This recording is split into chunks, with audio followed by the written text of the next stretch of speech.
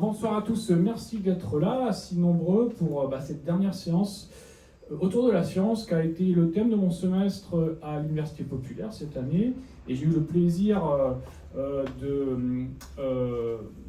d'avoir ce dialogue avec Yann Mambrini, ici présent. Donc je rappelle qu'il est professeur de physique théorique à l'École normale supérieure, chercheur associé au CERN et puis chercheur au CNRS.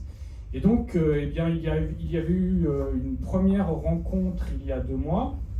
J'ai donné moi-même 2 conférences autour de son livre La Nouvelle Physique. Voilà. Donc, selon le format maintenant institué ici depuis plusieurs années, déjà, il sera en vente à la fin de la conférence. Voilà, qui sera en vente, voilà, avec même une machine à carte bleue. Donc, il y a eu 2 conférences en alternance, donc une conférence, une rencontre, une conférence. Et là, ce soir, c'est la dernière rencontre. Suivi d'une dédicace, pour ceux qui le souhaitent, autour du travail de Yann Mambrini. Et ce soir, il va nous parler d'histoire des sciences, et il va nous proposer, comme vous le voyez ici, une brève histoire des sciences. Il y a 2 mois, il nous avait proposé un voyage dans l'univers, et donc là, on peut dire que tu as déjà bien chauffé la salle, hein. Il y a, tout de suite en off, il y avait beaucoup de questions, donc les gens ont soif de connaissances ce soir.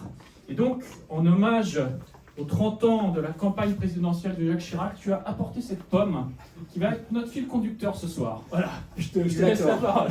Merci, c'est très bien, exactement. La pomme et le fil rouge, j'ai essayé de faire une conférence un peu originale, du moins essayer d'avoir un fil rouge qui nous suivra. C'est la pomme, évidemment, la pomme de Newton et de Gottlieb. Je pense que souvent beaucoup de gens l'ont en tête, mais au moins j'ai essayé d'expliquer les révolutions scientifiques, les principales révolutions scientifiques qui ont eu lieu depuis 2000 ans, un peu plus de 2000 ans. Alors, je vais directement sur l'idée générale, ce que je vais essayer de présenter.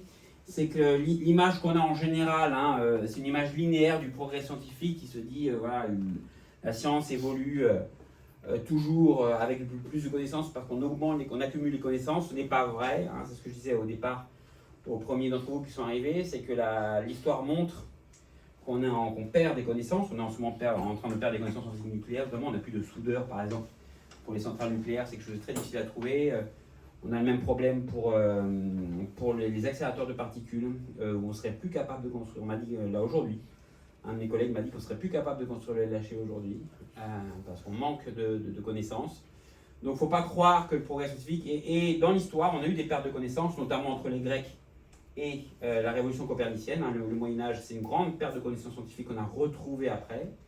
Donc les révolutions, ce n'est pas un processus linéaire, c'est important. Alors donc je vais faire 3 étapes, et mon point de vue, c'est qu'il y a eu 3 grandes marches scientifiques qui ont été très courtes, chacune moins de 200 ans, donc vous voyez, moins de 2 siècles chacune des révolutions, c'est pas tant que ça.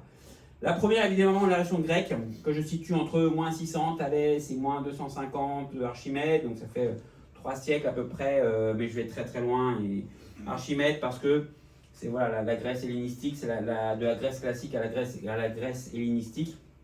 Donc Archimède, c'est un peu l'application des principes scientifiques au combat, à la vie de tous les jours, Eureka, etc., etc. Et Thalès est le premier physicien, ce qu'on appelle un premier physicien, physicien nature. C'est de Milet, donc avec son élève Pythagore et son second élève Anaximandre. Donc Thalès, Pythagore, Anaximandre, on considère, sont les premiers scientifiques dans le sens où ils essayent d'expliquer des phénomènes naturels par des explications et des lois naturelles et pas surnaturelles.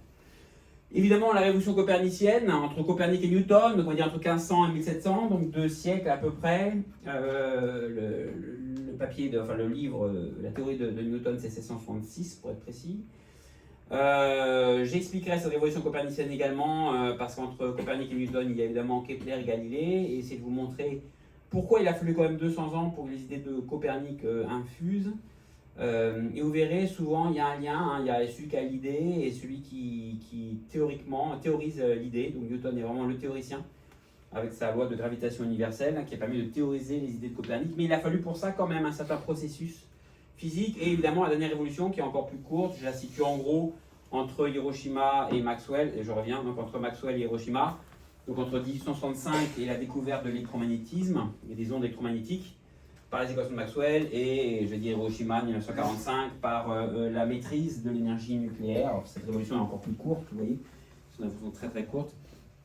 Et je pense que 80 ans, quoi. Et donc ces 3 révolutions ont vraiment forgé. Alors, entre ces révolutions, mais c'est pas passé grand-chose en fait. Hein. Franchement, entre moins 250 et 1500, rien. Ouais, je veux dire rien, voire je devrais même le baisser un peu parce que si vous regardez un peu ce qu'ont fait les Grecs, c'est vraiment incroyable. Hein. Je vous montrerai des exemples. Ils ont calculé la taille de la Terre, ils ont calculé la taille de la Lune, ils ont calculé la distance Terre-Lune, ils ont calculé la distance Terre-Soleil, la taille du Soleil. Donc ils avaient quand même des connaissances qui étaient immenses. Hein. Avec des moyens assez simples, vous verrez, la taille de la Terre, c'est juste avec un bâton. Quand on est à la taille de la Terre, donc il faut juste avoir un peu de génie, mais il y a une certaine perte. Donc voilà un peu ce qu'on va... Ces personnages qu'on va croiser, donc Thalès, Anaximandre et Eratosthène, qui a mesuré je vais m'arrêter en particulier sur Eratosthène, qui a mesuré le rayon de la Terre, qui était recteur de la bibliothèque d'Alexandrie, et Archimède. Et révolution copernicienne, je m'arrêterai sur Copernic, Kepler, Galilée, Newton, parce que l'histoire est assez sympathique et c'est comme l'électromagnétisme, voilà, c'est 4 personnages qui permettent celui qui a l'idée, celui qui fait l'observation, celui qui tranche et celui qui fait les mathématiques. Je trouve que c'est assez révélateur de comment la science évolue. Et les révolutions que j'appelle modernes, alors on va voir un peu Maxwell, Curie, Planck et Einstein, hein, qui sont un mélange entre la relativité, l'électromagnétisme et évidemment la radioactivité. Donc on va commencer par la révolution grecque. Donc il propose physis, hein, ce qu'on appelle la nature, c'est ce qu'on appelle les premiers physiciens, avec un S à premier. Thalès, qui sont arrivés à Anaximandre, propose donc les phénomènes naturels et des explications naturelles, non pas supranaturelles. Je prends un exemple très simple avec l'exemple d'Aristote qui, paradoxalement, après, nous a un peu bloqué sur un système géocentrique. Mais Aristote est un des exemples d'une certaine révolution avec le haut et le bas. D'accord. Alors, donc la révolution grecque, cette période entre moins 600 et moins 250. On va commencer par ça. Alors, Aristote, le problème du haut versus le bas, à l'époque, bon, il y a beaucoup de... Voilà, qu'est-ce que le mouvement? Le mouvement était quelque chose qui était assez prégnant à l'époque, c'est de comprendre comment ça se passait. Donc les Grecs distinguent en gros les corps lourds qui tombent vers le bas et les corps légers qui montent vers le haut. Hein. Terre, eau, ça tombe vers le bas, feu et air, c'est vers le haut, d'accord. Terre, eau, feu et air. C'était les 4 éléments, 2 éléments légers qui vont vers le haut, l'air et le feu, 2 éléments lourds qui vont vers le bas, la terre et l'eau. Ils pensaient que tout est composé de ça. Alors ça paraît assez naturel, mais évidemment ça pose un problème, hein, c'est que si le bas est sous nos pieds, à ce moment-là l'eau les océans devraient s'écouler naturellement parce que le bas est sous nos pieds. Et donc c'était effectivement un des arguments, c'est la seule fois vraiment, parce qu'on parle beaucoup des platistes, la Terre a été rarement plate, hein, il y a peu de théories de Terre plate, parce qu'on le voit, de toute façon les bateaux on voit bien que le mât arrive avant la coque. Donc Terre plate, mais il y avait quand même à l'époque quelques platistes encore, à l'époque, déjà quelques platistes, peu quand même. Mais leur argument était celui-là, et je pense qu'il y a encore un argument. Alors, j'ai vu une vidéo, on m'a montré une vidéo aujourd'hui d'une youtubieuse très connue qui prend une pomme, qui fait tomber l'eau sur la pomme, et l'eau évidemment elle tombe, et elle dit comment vous voulez que les océans tiennent, c'est pour ça que la Terre est plate. Donc, à notre époque, il y a quand même des gens qui ont quand même un argument qui est celui-là, c'est assez surprenant, mais bon, ça arrive. Alors, la révolution d'Aristote, c'est quoi? C'est parce qu'on n'a pas défini le bas. Donc, on ne change pas le principe qu'il y a des corps lourds et des corps légers, donc on ne change rien, juste on change la définition du bas. Et à partir du moment, en fait, donc c'était à partir du moment où on considère que le bas est le centre de la Terre, d'un seul coup, tout devient cohérent. Évidemment, les objets lourds descendent vers le bas et les légers descendent vers le haut, et du coup, on peut avoir l'eau des océans, notamment en Australie, qui ne s'écoule pas. Vous voyez, c'est juste un changement de paradigme où on change le point de vue, on se dit bas, c'est pas sous les pieds, oui, c'est sous les pieds, mais c'est pas un bas absolu, d'accord? Où le bas absolu, c'est le centre de la Terre, il n'y a pas haut et bas par rapport à notre position à nous. D'accord? Donc ça, c'est intéressant, à part que ça pose un problème, évidemment, parce que la Terre devient le centre de l'univers, et donc c'est les systèmes géocentriques. Donc le problème d'Aristote, c'est que ça a fait, évidemment, tous les modèles de Ptolémée, ça a développé les modèles de Ptolémée, les modèles géocentriques jusqu'au XVIIe siècle. Il fallait pas grand-chose, hein, il aurait fallu que Aristote se rende compte qu'il n'y a pas un bas, mais que chaque astre a son propre bas. C'est-à-dire que le Soleil a un bas, Vénus a un bas, Mars a un bas, et il aurait eu la théorie de Newton à ce moment-là. Okay, donc bien en avance. Donc il n'était pas loin, mais je trouve que déjà, vous voyez, c'est juste pour montrer comment en changeant le paradigme, on arrive d'un seul coup à garder la même notion fondamentale de corps léger, de corps lourd, et d'un seul coup on résout un problème en redéfinissant le bas. Alors bon, évidemment, donc un nouveau problème, la Terre est le centre de l'univers, donc on a des systèmes géocentriques avec ce bas, qui évidemment, il a fallu attendre Copernic, Kepler, on le verra plus tard, pour essayer de sortir de ce problème. Donc en gros, une bonne idée peut mener à des fausses conclusions sans l'apport fondamental de, évidemment, l'expérimentation, parce qu'on le verra. C'est au final, là c'est que la pensée, hein, c'est que la pensée pour l'instant, mais c'est l'expérimentation qui au final nous donnera la réponse définitive. Or, à chaque fois une petite pomme, parce qu'à chaque fois que je vais vous montrer une révolution scientifique, on va essayer de se mettre dans la tête d'un des scientifiques de l'époque. Là, la révolution grecque, j'ai pris Ératosthène. Et c'est de voir comment le scientifique a pensé pour essayer de résoudre un problème. Donc c'était de les 4, je crois pas que c'est 3, je crois que c'est les 4 qui lui avaient demandé à Ératosthène de mesurer la taille de la Terre. Bon, on savait qu'elle était ronde du coup. Et Ératosthène a voulu mesurer la taille de la Terre. Alors, certains d'entre vous peut-être savent comment il a été fait.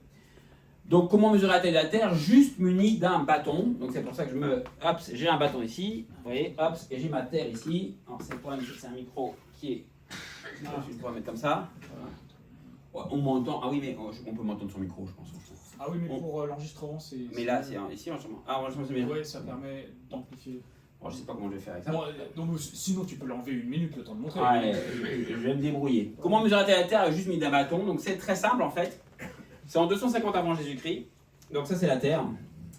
Et Ératosthène s'est rendu compte que si la Terre est ronde en fait, et qu'elle est éclairée par le Soleil, après je vais aller plus en détail, en plantant un bâton sur la Terre, il a réussi à mesurer le rayon de la Terre. Il a juste fait ça. C'est pour montrer la force en fait d'une pensée scientifique où il n'y a eu besoin, je vous assure, vous allez voir, rien de plus qu'un bâton planté pour connaître le rayon de la Terre. Et son erreur, vous allez voir, c'est moins de 5% d'erreur pour le rayon de la Terre, juste en plantant un bâton. Donc vous allez voir, je vais vous expliquer, mais en gros, l'idée c'est que suivant en fait la taille de la Terre, l'ombre du bâton ne sera pas la même. D'accord? Une grande Terre aura un nombre plus petit qu'une petite Terre parce que la courbure est plus grande. Alors donc c'est dans les métros 3 d'ailleurs. Donc il apprend en fait qu'à chaque solstice d'été, donc c'est le 21 juin, en fait le soleil se reflète exactement au fond du puits dans la ville d'Assouan au sud de l'Égypte. C'est très connu, il y avait un puits en fait qui était très très brillant à midi tous les 21 juin. C'était quasiment une fête autour de ce jour-là parce que en fait le soleil venait perpendiculairement au puits. Donc il comprend que si le soleil se reflète dans le puits qui est très profond, c'est que le rayon du soleil vient perpendiculairement dans le puits. Il en est dit donc que le soleil, à ce jour, le soleil frappe la Terre à la verticale. D'accord? Mais évidemment, sa verticale est faite dans le tropique, c'est que c'est sur une tropique, et ça, parce que le tropique, in fact, c'est Capricorne ou Cancer, ça dépend si c'est été ou hiver, est la partie de la Terre qui est perpendiculaire, c'est pas l'équateur qui est perpendiculaire au soleil, c'est les tropiques. Les tropiques sont perpendiculaires aux rayons du soleil, en fait, tous les solstices, tous les jours de solstice. D'accord? Donc il se dit, le soleil arrive perpendiculairement à la Terre sur le puits d'Assouan le 21 juin. Donc, il se dit, normalement, si ma Terre est plate, si la Terre était plate, en fait, si j'avais un puits à Alexandrie, je verrais aussi le soleil se refléter verticalement sur Alexandrie, parce que ma Terre est plate. D'accord? Donc, c'est logique. Or, si ma Terre, donc je plante mon bâton, j'aurai pas d'ombre. On est d'accord? Parce que le soleil arrive verticalement à midi, le 21 juin. Mais évidemment, il se trouve que si ma Terre est ronde, c'est pas le cas. Si ma Terre est ronde, mon bâton aura une ombre. D'accord? Parce que la Terre, elle est courbée. Et donc, si je mesure l'ombre du bâton, je connais mon rayon de la Terre. Si j'ai pas d'ombre, elle est plate. Plus mon ombre est grande, plus ma Terre est petite. Plus ma Terre est courbée. Voilà. Une idée simple, très très simple. Et bien, il a fait l'expérience, tout simplement. Donc, la taille de l'ombre, donc la taille de l'ombre divisée par la taille du bâton, c'est la distance entre Alexandrie et Assouan divisée par le rayon de la Terre. Alors ça, bon, c'est un peu de géométrie, je ne vais pas dans les détails parce que c'est la géométrie de base. Mais en gros, la taille donc, de l'ombre divisée par la taille du bâton, c'est la distance entre Alexandrie et Assouan divisée par le rayon de la Terre. C'est un peu de géométrie avec des cosinus θ et Thalès, mais c'est pas très difficile. À l'époque, ils connaissaient les ombres. Donc je répète, la taille de l'ombre par rapport à la distance, c'est la distance par rapport au rayon. La taille de l'ombre par rapport à la taille du bâton, par contre, c'est la distance par rapport à au rayon de la Terre. C'est énorme. En plantant un bâton. Je vous laisse encore réfléchir à ça parce que je suis encore moi-même fasciné par ce génie d'Ératosthène. C'est colossal. Et donc, il est tombé juste, excuse-moi, je t'interromps, mais il est tombé juste par rapport à la taille qu'on connaît aujourd'hui. J'y arrive. Je connais la taille de mon bâton, je mesure la taille de l'ombre, d'accord? Il faut juste que je mesure la distance entre Alexandrie et Assouan. Voilà. Donc ce qu'il doit faire, c'est mesurer la distance entre Alexandrie et Assouan. Pas plus compliqué que ça. Et il a le rayon de la Terre. Il obtient 39 500 km, il a moins de 2% d'erreur. en plantant un bâton le 21 juin. Il a juste mesuré l'onde d'un bâton. Il a eu le rayon de la Terre. Je considère, enfin, voilà, c'est un des plus gros exemples, franchement, de puissance intellectuelle mis au service d'une connaissance. Comment on peut se dire qu'en plantant un bâton, on peut mesurer le rayon de la Terre? Voilà, oui. 40 000 km, c'est pas la circonférence de la Terre? C'est là, c'est quoi? Oui, vous avez raison. C'est pas la circonférence. Excusez-moi, c'est pas le rayon, c'est la circonférence. Oh, monsieur. Est-ce que vous savez pourquoi il fait 40 000 km la circonférence? Ça, c'est intéressant. Est-ce que vous savez pourquoi la circonférence de la Terre fait 40 000 km? Je vous laisse réfléchir. Par rapport à l'aplatissement? Non. C'est bizarre comme chiffre, ça. C'est pas exactement 40 000, mais à l'époque, c'était 40 000. Parce que le mètre est défini comme étant le 10 millionième du quart du méridien. La distance entre le pôle et l'équateur fait 10 000 km parce que le mètre est défini comme étant le 10 millionième du quart du méridien. Et c'est pour ça que ça tombe juste. Voilà. C'est le mètre qui est défini par rapport à la distance de la Terre, et donc c'est pas ça. Voilà. Et si on retire le fait que c'était pas la même longitude, ça diminue encore l'erreur. Non, alors l'erreur est diminuée parce qu'il a fait une petite erreur sur les stades. Il a utilisé des stades égyptiens qui avaient une petite erreur par rapport au stade romain de l'époque. Et au stade grec, excuse-moi, stade grec égyptien. Et quand on fait la correction, on arrive à moins d'1% d'erreur. Et l'erreur, l'orientalité. Bah, je vais vous dire d'où peut venir l'erreur, je pense. Alexandrie et Assouan ne sont pas exactement sur le même méridien non plus. Déjà, ils ne sont pas exactement sur le même méridien. Et ça, il avait corrigé. Ça, il avait corrigé. Oui, parce qu'on peut le savoir, le méridien, par rapport au Soleil. Par contre, je vais vous dire où l'erreur peut venir. Parce que la question, c'est comment il a mesuré la distance. Ça, c'est intéressant. Parce que ça, c'est l'expérience. Après, il y a l'expérience. Hein. Ça, c'est la théorie. Il faut faire l'expérience. C'est comme la définition du mètre. Hein. Il fallait calculer la distance entre Dunkerque et alors, je vous laisse lire. Ça s'appelle Le Mètre du Monde. M-E-T-E-R-E. Prenez ce livre, c'est fantastique. C'est l'histoire du mètre. La mesure du mètre. Voilà, c'est juste une histoire qui voilà, je ne vous raconte pas parce qu'on n'a pas le temps, mais on pourrait rester des heures là-dessus.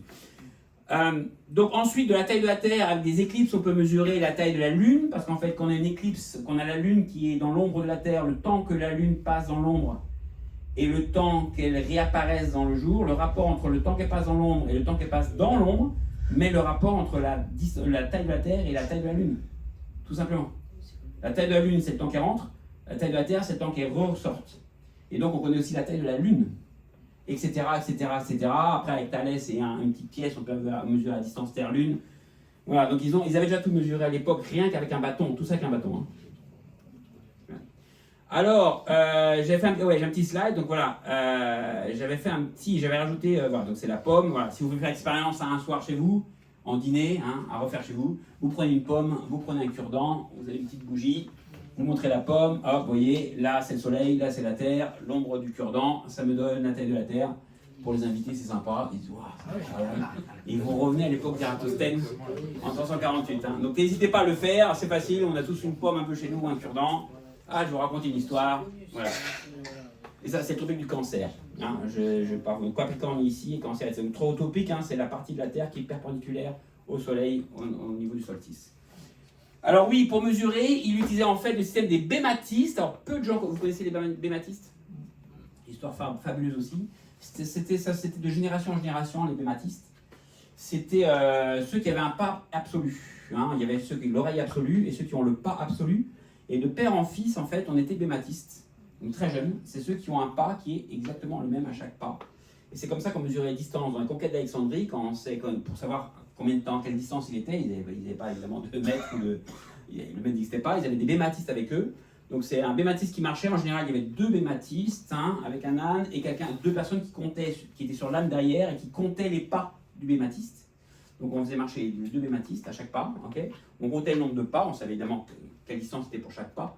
Et s'il y avait une erreur de plus de 1 ou 2%, on les refaisait marcher.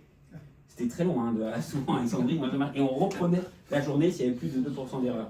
Et quand ils arrivaient, pour savoir s'ils étaient bien calibrés, quand ils arrivaient face à des monuments comme la pyramide de Khéops, par exemple, on connaissait très bien la taille, on recalibrait leurs pas. Parce qu'avec la fatigue, peut-être, ils marchaient un peu, pas exactement, donc ils n'avaient pas été recalibrés. C'est une grande science, hein, les bématistes. Voilà, ça s'appelle le pas, en grec, le pas, c'est béma. Donc voilà, je vous conseille de regarder aussi l'histoire des bématistes. Hein, c'est peu connu, mais pour la plupart des conquêtes d'Alexandre le Grand, ils étaient des bématistes. Et donc, excuse-moi, mais ils étaient salariés, ils étaient payés pour ça ou c'était des... Oui, bien sûr, ouais, j'imagine, c'était... J'imagine, parce qu'il y a une légende, hein, qu'il l'a fait avec des chameaux et tout ça, c'est une légende sur Eratosthène, il l'a fait avec des mathistes. Hein. Or, c'est pas écrit tout ça, mais on suppose, parce que c'est vraiment la façon de mesurer à l'époque les grandes distances. En 300. Donc est-ce qu'on n'est pas un peu fasciné quand même là, non? Si, quand même là, moi je suis d'accord avec vous. Oui. Oui, non, je te dis, si je sais pas, il y a une formule qui vient avec le bâton et tout, le petit moyen, gros résultat, j'ai envie de dire que Eratosthène est un peu le MacGyver de l'histoire des sciences. Quoi. Ah oui. J'ai l'impression, je sais pas, c'est l'image qui me vient. Ah oui, c'est tout avec un bâton, quoi. Ouais. Alors, si vous voulez aller plus en détail dans la science grecque, il y a 2 livres que je vous conseille. C'est l'histoire du Big Bang, le titre du livre un peu bizarre, mais c'est comme ça. Alors, j'ai oublié, non, c'est un Indien qui a écrit le livre, un nom indien en tout cas. C'est l'histoire du Big Bang, où il revient sur les sciences grecques. Et un autre livre de Steven Weinberg qui s'appelle en anglais Understanding the World. Je pense qu'il y a une traduction française, donc Comprendre le monde, de Weinberg, W-E-I-N-B-E-R-G, prix Nobel de physique, il est mort il y a 5 ans. Et fantastique, où il refait les calculs dans l'appendice, donc vous pouvez même les cosinus θ là pour Eratosthène, c'est pas si difficile à faire en plus, c'est vraiment niveau, franchement, c'est niveau. Or, ouais, niveau 3e. Or, on a fait aussi une étude assez intéressante sur le niveau des sciences. C'est-à-dire qu'en gros, quel élève à notre époque, le niveau des sciences grecques par rapport aux sciences égyptiennes, par exemple, comparons les deux, à quel niveau d'élève ça correspond maintenant actuellement avec notre système. C'est assez impressionnant. Le niveau de la science égyptienne est à peu près à un niveau 3e ou 4e. Le niveau des sciences grecques, c'est un niveau licence, L3. Et je vous assure que lire les principes d'Euclide, je défie quiconque, même à l'université, de lire les principes d'Euclide. C'est très compliqué. Les sciences grecques sont vraiment à un niveau énorme. C'est sous-estimé, mais la science grecque était vraiment à un niveau colossal. Et après, donc, il y a une application, c'est pour ça que je vous dis que l'Archimède, c'est souvent la science, évidemment, a des applications. Et Archimède, c'est JA100, c'est la société, on a tous l'image de la vie sans fin, évidemment, du faisceau lumineux avec une loupe qui fait brûler les bateaux, c'est un peu une légende. Eureka, évidemment, avec le principe d'Archimède, je pense que tout le monde connaît. Et donnez-moi un levier, je vous soulèverai le monde, la force du levier. Ça aussi, c'est fantastique. Et des poulies. Alors, j'ai pas mis. J'aurais dû mettre des poulies. Alors, les poulies, c'est fantastique. D'ailleurs, on peut rappeler, Sharon, puisqu'on est tous les deux lycéens, que le journal de la ville s'appelle Point d'appui et qu'il y a 7 devises en dessous. T'as raison, non, je me suis rendu compte de ça récemment. Voilà. Exactement. Donnez-moi un point d'appui et je vous soulèverai le monde. Ça, c'est fantastique. Hein. Je vous laisse voir l'histoire, la légende. Hein. Je sais pas, c'était un magnat du coin ou quelqu'un qui a du pouvoir dans le coin. Il lui a demandé est-ce que vous êtes capable de soulever mon bateau et il a soulevé le bateau juste avec un point d'appui, parce qu'évidemment, si tu vas à distance, plus la distance est grande, et évidemment, plus c'est facile de soulever. Et le principe des poulies, je pense qu'on a tous fait l'exercice des poulies quand vous avez des enfants, ça reste magique. Honnêtement, ça reste magique. Hein. Vous avez une tonne, si vous allez à la maison de Léonard de Vinci, comment elle s'appelle? Amboise, là. C'est pas Amboise, justement. Au Clos-Lucé. Vous êtes allé au Clos-Lucé? Ouais. Non, là, vous avez une grosse pierre, qui pèse une tonne, et avec un bras, vous la soulevez. Je pense que c'est vraiment... c'est fantastique. Ça, j'aime beaucoup savoir l'application de ces principes physiques à la société. Deuxième révolution, la révolution copernicienne, qui est aussi une révolution intéressante, évidemment beaucoup d'applications également. Et je pense que c'était important surtout de voir le lien entre Copernic et Kepler et Galilée. Dans ce cas-là, je veux plutôt insister sur le concept d'une révolution scientifique et comprendre pourquoi parfois ça met du temps à imprégner. Et je pense que beaucoup, c'est votre cas, je pense, on mélange un peu les trois, je pense, et même Newton, on ne sait pas qui a fait quoi, et pourquoi on cite les trois. Alors les trois sont dans cet ordre-là, par définition. Hein. Il y a celui qui a l'idée qui ne marche pas, celui qui comprend qu'est-ce qu'il faut changer pour que ça marche, et celui qui avec sa lunette astronomique qu'il a inventée juste récemment, permet de prouver qui a raison entre Kepler et le système géocentrique de Ptolémée. D'accord? Donc on va voir comment ces trois scientifiques, ces trois génies aussi. Alors Copernic, donc on va dire 1500 en gros, pour avoir un ordre de grandeur de l'idée. Il a publié, évidemment, il n'a pas publié son ouvrage de son vivant. Il a fait publier juste sur son lit mort.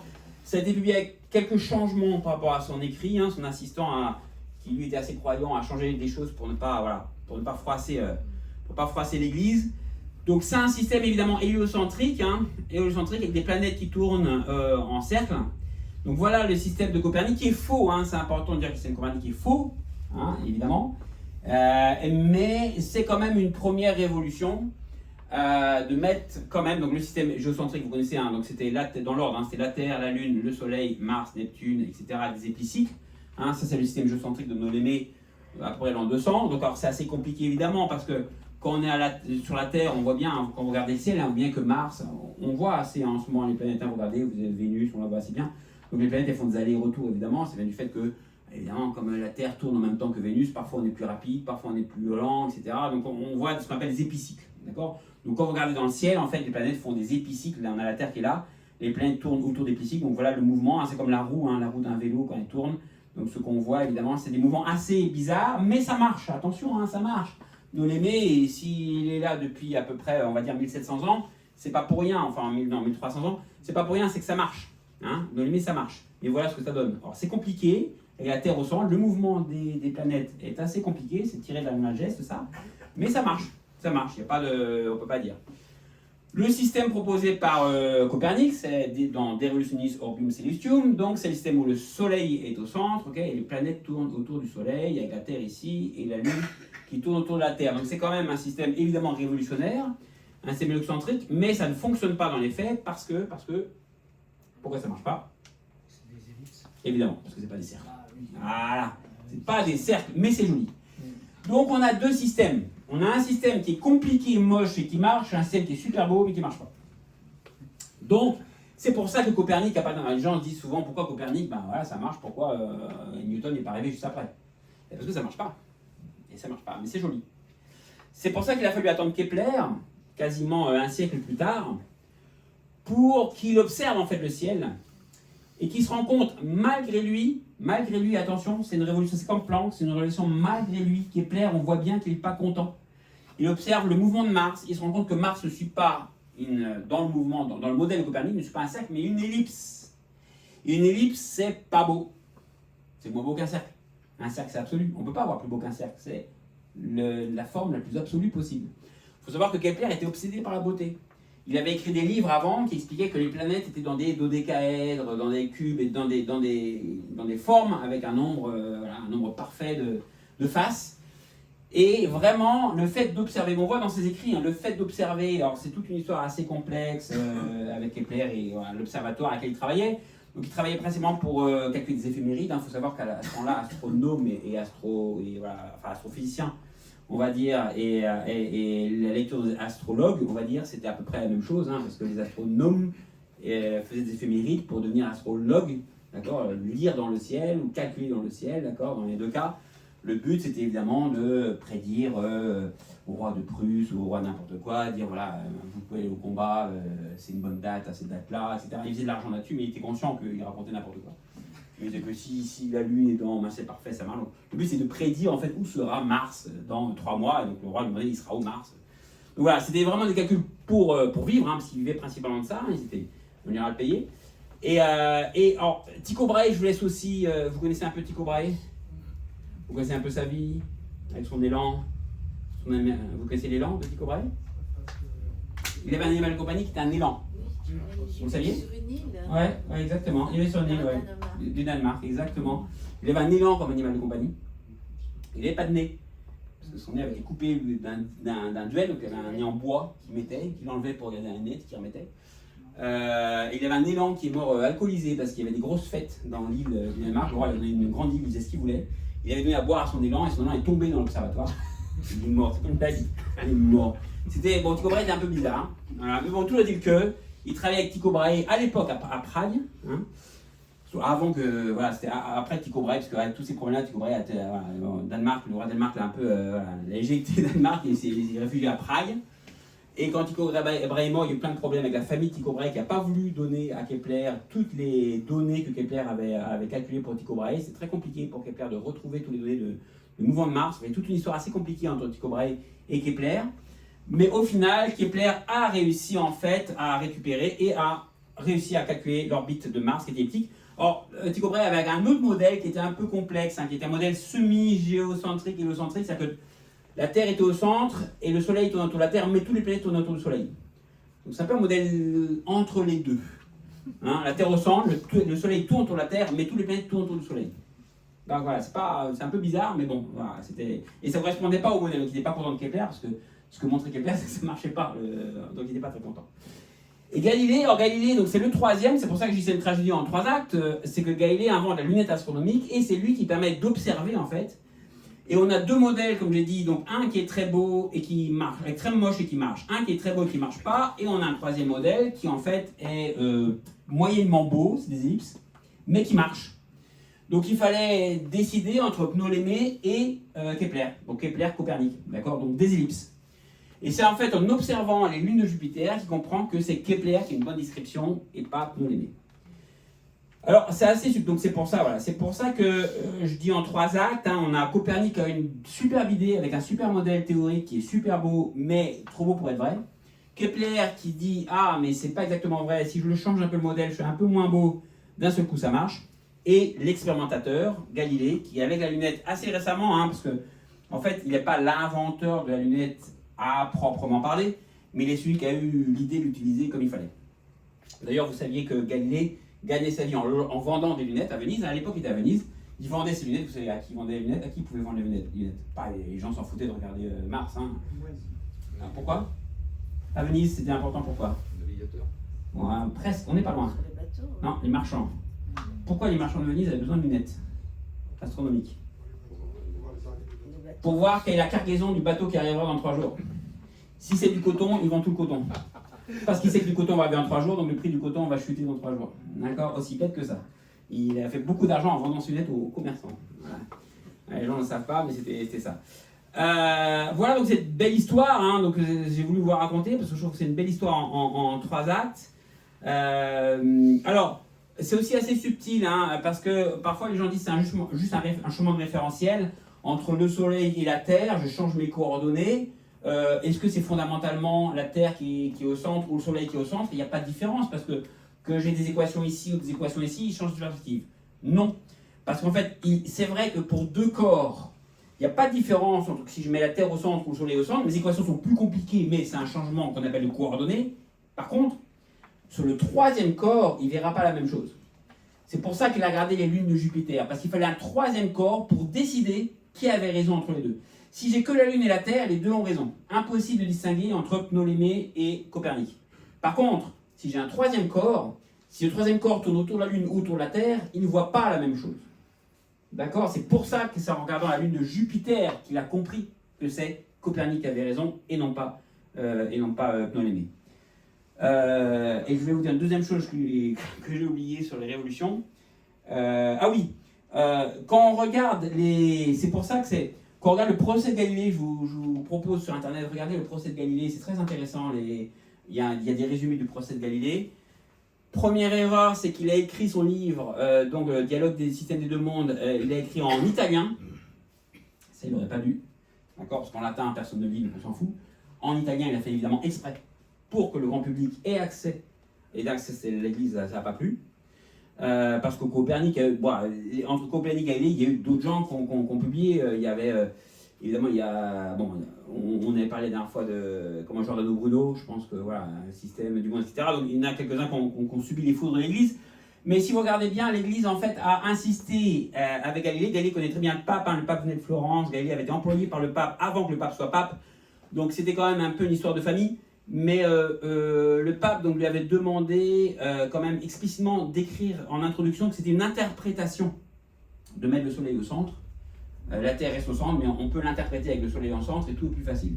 Et Galilée a refusé à cause de ce que je viens de vous dire là. Il a dit non, c'est pas une interprétation, c'est vraiment que le soleil est au centre parce que je vois bien sur la lune de Jupiter que Jupiter tourne autour du soleil, pas autour de la Terre. Voilà. Donc, c'est la révolution copernicienne. Alors, pour vous montrer quand même, j'ai rajouté une petite vidéo. Qui gravite autour de la Terre. Voilà. On va le remettre. Donc, où c'était Qui veut gagner des millions, vous connaissez l'émission, je pense. On peut peut-être augmenter le son. Je vais essayer d'augmenter le son. Attendez. Je vais essayer d'augmenter le son parce qu'il y a eu cette question en fait. Hops. Ouais. Hops. Voilà. Et c'était une question. On va voir si le son est bon. Donc une question posée, la question pour un champion, c'est la première question. Qu'est-ce qui gravite autour de la Terre? Ça va partir, je pense. Ah mince, il ne veut pas. On va revenir.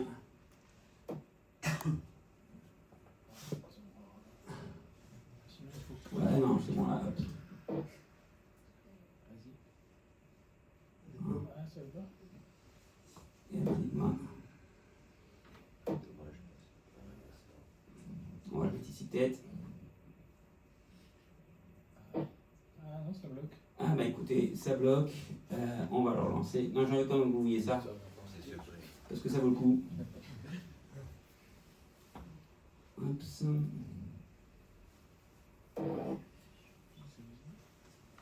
Ah, écoutez, bizarrement, il ne veut pas. Bon. Alors, je vous laisse deviner la réponse, évidemment. Je le sens un peu moins, peut-être. Ok. Et là. Bon, il ne veut pas. C'est bien dommage. Bon, petit problème technique. Ouais. qu'est-ce Alors, donc, que- il proposait... Donc il proposait qu'est-ce qui tourne autour de la Terre. Il proposait le Soleil, la Lune, Mars ou Vénus. D'accord. Il hésite entre Mars et Vénus, sinon ça m'étonnerait. Donc il reste quand même, qu'est-ce qui tourne autour de la Terre, hein. Il reste quand même donc la Lune et le Soleil. Qui tournent autour de la Terre, hein. Il demande au public. Ah oui. Il appelle un ami. Et 60% du public pense que c'est le Soleil qui tourne autour de la Terre. Ah ouais. Et il dit Soleil. Ah, ouais. Et là, il faut voir la tête de Jean-Pierre Foucault. Oui, qui n'est quand même pas agrégé de sciences physiques, mais qui a quand même quelques connaissances. Et là, on se dit que vous tapez, pour le voir, vous tapez sur YouTube. Vous tapez sur YouTube. Ah, si, je sais pourquoi. Attendez. Attends, Si, je crois savoir pourquoi. Je sais pourquoi. il faut quand même qu'on voit cette séquence d'anthologie. Ouais. Ah, mais je vous ai gâché, je vous ai spoilé le Ah oui, truc. tu nous as spoilé, mais c'est pas grave. Attends, Voilà, en fait, c'était Internet tout simplement. Ah, attends. Non, ça ne marche pas. Ça tourne pas rond. Ni ovale d'ailleurs. Tac. On va sur YouTube. Vous tapez juste, à mon avis, on va faire la recherche ensemble. Si vous tapez juste. Oui, c'est Internet, je pense qu'il est pas. Terre, je sais pas, autour de la Terre. Question pour un champion. C'est question pour un champion, c'est ça? Qui veut gagner des millions? Ah, qui veut gagner 1 million? Ah, ok. Qui veut gagner des millions? Ouais, voilà. Oups. Voilà, c'est Voilà. Voilà. Mars. Vénus. Ah, super. C'est combien ça? Ouais. Ça a combien? C'est pas grand chose quand même. C'est quand même la première question. Hein. Et déjà, l'hésitation fait peur. La Terre. Prenez votre temps. Et s'il y avait un doute, Il faut prendre son temps déjà.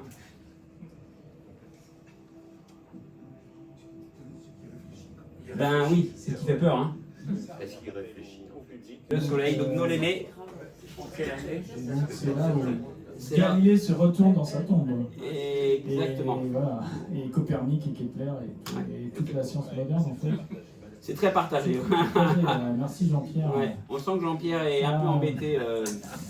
Pour une fois qu'il y a un Henri dans un jeu de télé, il faut qu'il dise une connerie. Ouais. Donc voilà, c'est pour ça que j'ai dit une tragédie, dans le sens où effectivement, alors évidemment ils ont joué sur le mot gravite autour au lieu de tour, donc, mais quand même, peut-être que j'aurais du mal à comprendre gravité, mais quand même, bon, bref. Donc allons dans la tête de Newton, donc, comme une petite expérience de pensée à chaque fois, vous vous souvenez, hein, comme on a fait avec Eratosthène. Et si on doit faire une petite pensée pour la soirée, hein, en soirée, toujours avec une pomme, d'accord, si vous voulez expliquer la gravité de Newton. Gravité sur Newton, d'accord, et la pomme qui tombe, et comment Newton, en gros, à chaque fois j'essaie de vous trouver les idées comme Eratosthène, comment la personne a eu l'idée, en fait, au final, de leur gravitation. Parce qu'il n'y a aucun lien entre la Lune qui tourne autour du Soleil, on est d'accord, et une pomme qui tourne de l'arbre. A priori, il n'y a aucun lien. Or, l'idée qu'il a eue est assez simple, en fait, si je prends ma pomme, d'accord, hop, j'enlève le bâton d'Eratosthène, j'en ai fait besoin, d'accord. On est d'accord que si je lance ma pomme d'un arbre, elle va tomber juste où je la lance, hein, elle va tomber au pied de l'arbre. Mais si je la lance avec une certaine vitesse, elle va tomber évidemment plus ou moins loin. Hein, elle va tomber 1 mètre, 5 mètres, 10 mètres, d'accord. Et il s'est dit, si je lance la pomme assez fort, peut-être que ma pomme, en fait, comme la Terre est ronde, elle ne va pas retomber sur le sol, parce qu'elle est suffisamment lancée assez forte, et comme la Terre, elle tombe avec la pomme, la pomme, elle ne touchera jamais le sol.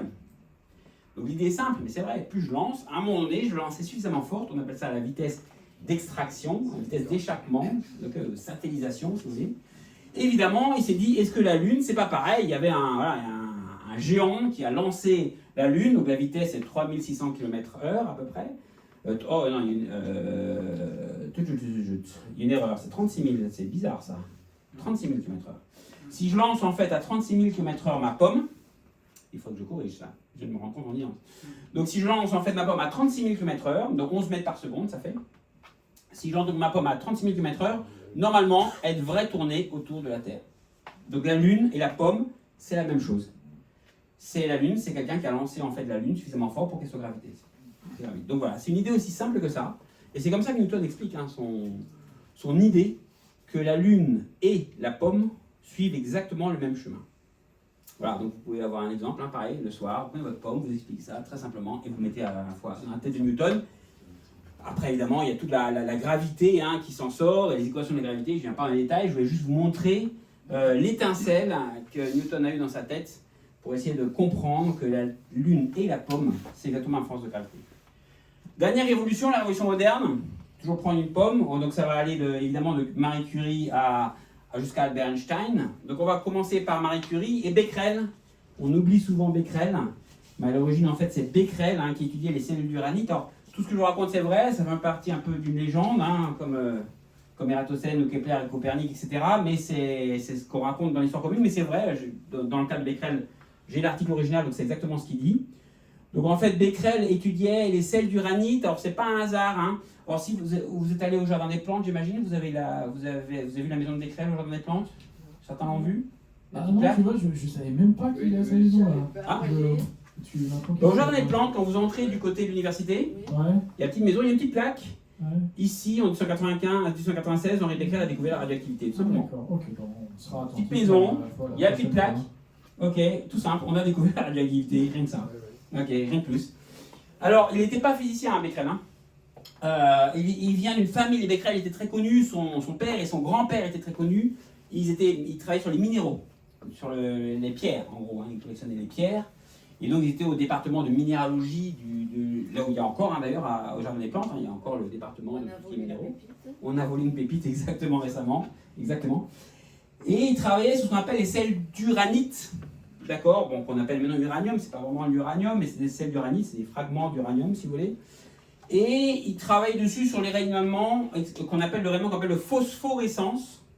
Ok, c'est pas la fluorescence, c'est la phosphorescence. C'est-à-dire que c'est un objet, vous avez tout ça, des jouets qu'on éclaire le jour, et la nuit, on voit que ça reste éclairé la nuit, ça phosphore. Ça, je pense qu'on a beaucoup de jouets comme ça. Et donc la phosphorescence, c'était étudié par Becquerel, c'était un phénomène assez intéressant, très étudié, le rayonnement un peu vert, là, un peu verdâtre. Excuse-moi, tu peux repréciser la distinction entre la phosphorescence et la fluorescence Fluorescence, c'est la lumière te rejette, donc tu éclaires quelque chose avec la lumière et le jaune fluorescent te rejette une lumière un peu plus brillante, on va dire, qui surbrille ce que tu écris. Mais quand j'éteins, je vois plus le jaune. Oui, la phosphorescence, tu continues à phosphorer, tu continues à émettre de la lumière même dans la nuit. D'accord, ok. D'accord. Donc c'est la phosphorescence, c'était un phénomène. Alors, on avait ça dans ce qu'on appelle la Page Blend. Ça veut dire quelque chose, Page Blend? Pêche blinde. Page Blend. Ouais, Page Blend. En fait, c'était dans l'est de l'Europe, du côté de la Tchécoslovaquie, entre la Tchécoslovaquie et la Roumanie. Il y avait des mines de Page Blend. Ils l'utilisaient pour les peintures. Oui, tout à fait. Pour le verre des peintures. Il y a des verres, vous avez des verres un peu. Vous pouvez avoir ça si vous êtes dans les antiquités, dans les brocantes. Vous avez parfois des verres, donc on peut voir, avec la Page Blend, donc c'est des verres phosphorescents en fait. C'est radioactif. Et pour. C'est interdit maintenant, oui. Mais on peut les trouver quand même. Et pour l'anecdote, c'est un mot qui est cité dans le poème d'Aragon, Les yeux d'Elsa, qui était quand même pas facile à placer. J'ai retiré ce radium de la Page Blend et j'ai brûlé mes doigts à ce feu défendu. Ô paradis 100 fois retrouvé, reperdu, tes yeux sont mon. Ah, je tiens trop, je le connais par cœur. Tes yeux sont mon Pérou, ma gueule con de mes Indes. Voilà. On peut l'applaudir. Voilà, franchement. Donc voilà, on va voir, c'est du radium en fait qui a été extrait de la Page Blend et du polonium, d'accord. Mais là, on va parler pour l'instant, c'est de l'uranium au départ. L'uranium, et en fait, l'anecdote est vraie, je répète, parce que dans les académies, l'histoire est un peu plus complexe. Donc en 1895, décembre 1995, il y a Röntgen qui découvre les fameux rayons X, la fameuse radiographie de la main de Bertha. Et en France, donc Röntgen n'est pas physicien, c'est une université de médecine. il a mis la main de sa femme, c'est pour dire le courage qu'il avait, hein, parce qu'on voit la main de sa femme, Berthe, ça s'appelle Berthe. C'est la fameuse photo qu'on voit, la première radiographie, c'est la main de Berthe.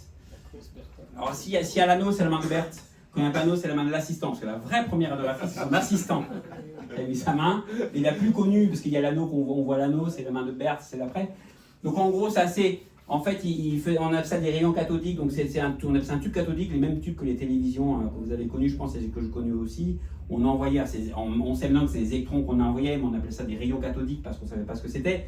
Et au bout du tube, en fait, ça faisait une petite lumière un peu verdâtre comme ça. Et après le tube, il mettait un livre, et puis ça passait à travers, il mettait du plomb, puis ça passait à travers, il mettait un tableau, ça passait à travers. Et à un moment donné, il s'est dit, je mets une plaque photographique. Allez savoir pourquoi. Et il a vu, oh bah mince alors, c'est imprimé la plaque photographique avec la main, etc. Donc la première, donc c'est en décembre, ça fait. Alors faut savoir que à l'époque, la première radiographie, ça a été un boom absolu, hein, New York Times, janvier 1996. Premier prix Nobel de physique quand même. Premier prix Nobel de physique, 1901. Ouais, c'est l'année de 1901. Mais à l'époque, c'était quand même. Röntgen était assez âgé, il avait déjà plus de 50 ans, 56 ans, il avait vraiment. Mais bon, c'est vraiment. À l'époque, c'était. On voyait le corps quand même, donc c'est quand même incroyable. On avait une vue du corps, vue une radiographie. Et en France, on a voulu le refaire, et donc la communauté française s'est réunie à l'Académie en mars 1896, où ils se sont dit on va essayer de refaire l'expérience de Röntgen. Il y avait plein de gens qui étaient là, donc ils ont lu l'article de Röntgen qui était écrit en allemand. Röntgen était allemand, Poincaré était là, il parlait allemand, Poincaré il est de Nancy. Donc il parlait allemand, hein, ex-Alsace-Lorraine, etc. On connaît un peu l'histoire, et c'est Poincaré qui le traduit. Et Becquerel pose la question, est-ce que Röntgen parle de la couleur au bout du tube cathodique? Et Poincaré lit dans l'article, et c'est vrai que Röntgen dit c'est verdâtre, la couleur jaunâtre, verdâtre.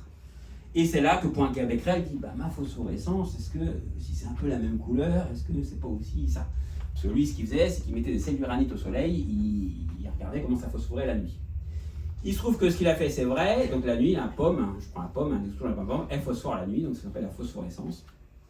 Et un jour, le 26 février 1996, pour être précis, hein, il pleut sur Paris, et donc il place les échantillons de sel d'uranite dans un tiroir. Il dit bon, il pleut de toute façon. Donc comme lui, c'était très simple, hein, la lumière chauffait la pomme, enfin sel d'uranite, je prends la pomme comme exemple évidemment, et donc la nuit, la pomme réfléchissait ce qu'elle avait absorbé le jour. Jusque là, c'est clair. Elle absorbe la lumière et elle réfléchit plus tard. Donc ça a une conservation d'énergie. Donc pour lui, rien. Donc il la met dans le tiroir, il dit il pleut, donc il n'y a pas de soleil, donc je la laisse dans le tiroir 3 jours. Et alors là, c'est pas le trait du génie, c'est le hasard d'une découverte. C'est qu'il se dit, donc il les met sur une plaque photographique, d'accord? Donc toujours la même chose, hein, il met sur une plaque photographique, et puis il voyait donc, que la plaque était imprimée, donc il étudiait la phosphorescence. Là, la pomme n'est pas censée phosphorer parce qu'il n'y a pas eu de soleil.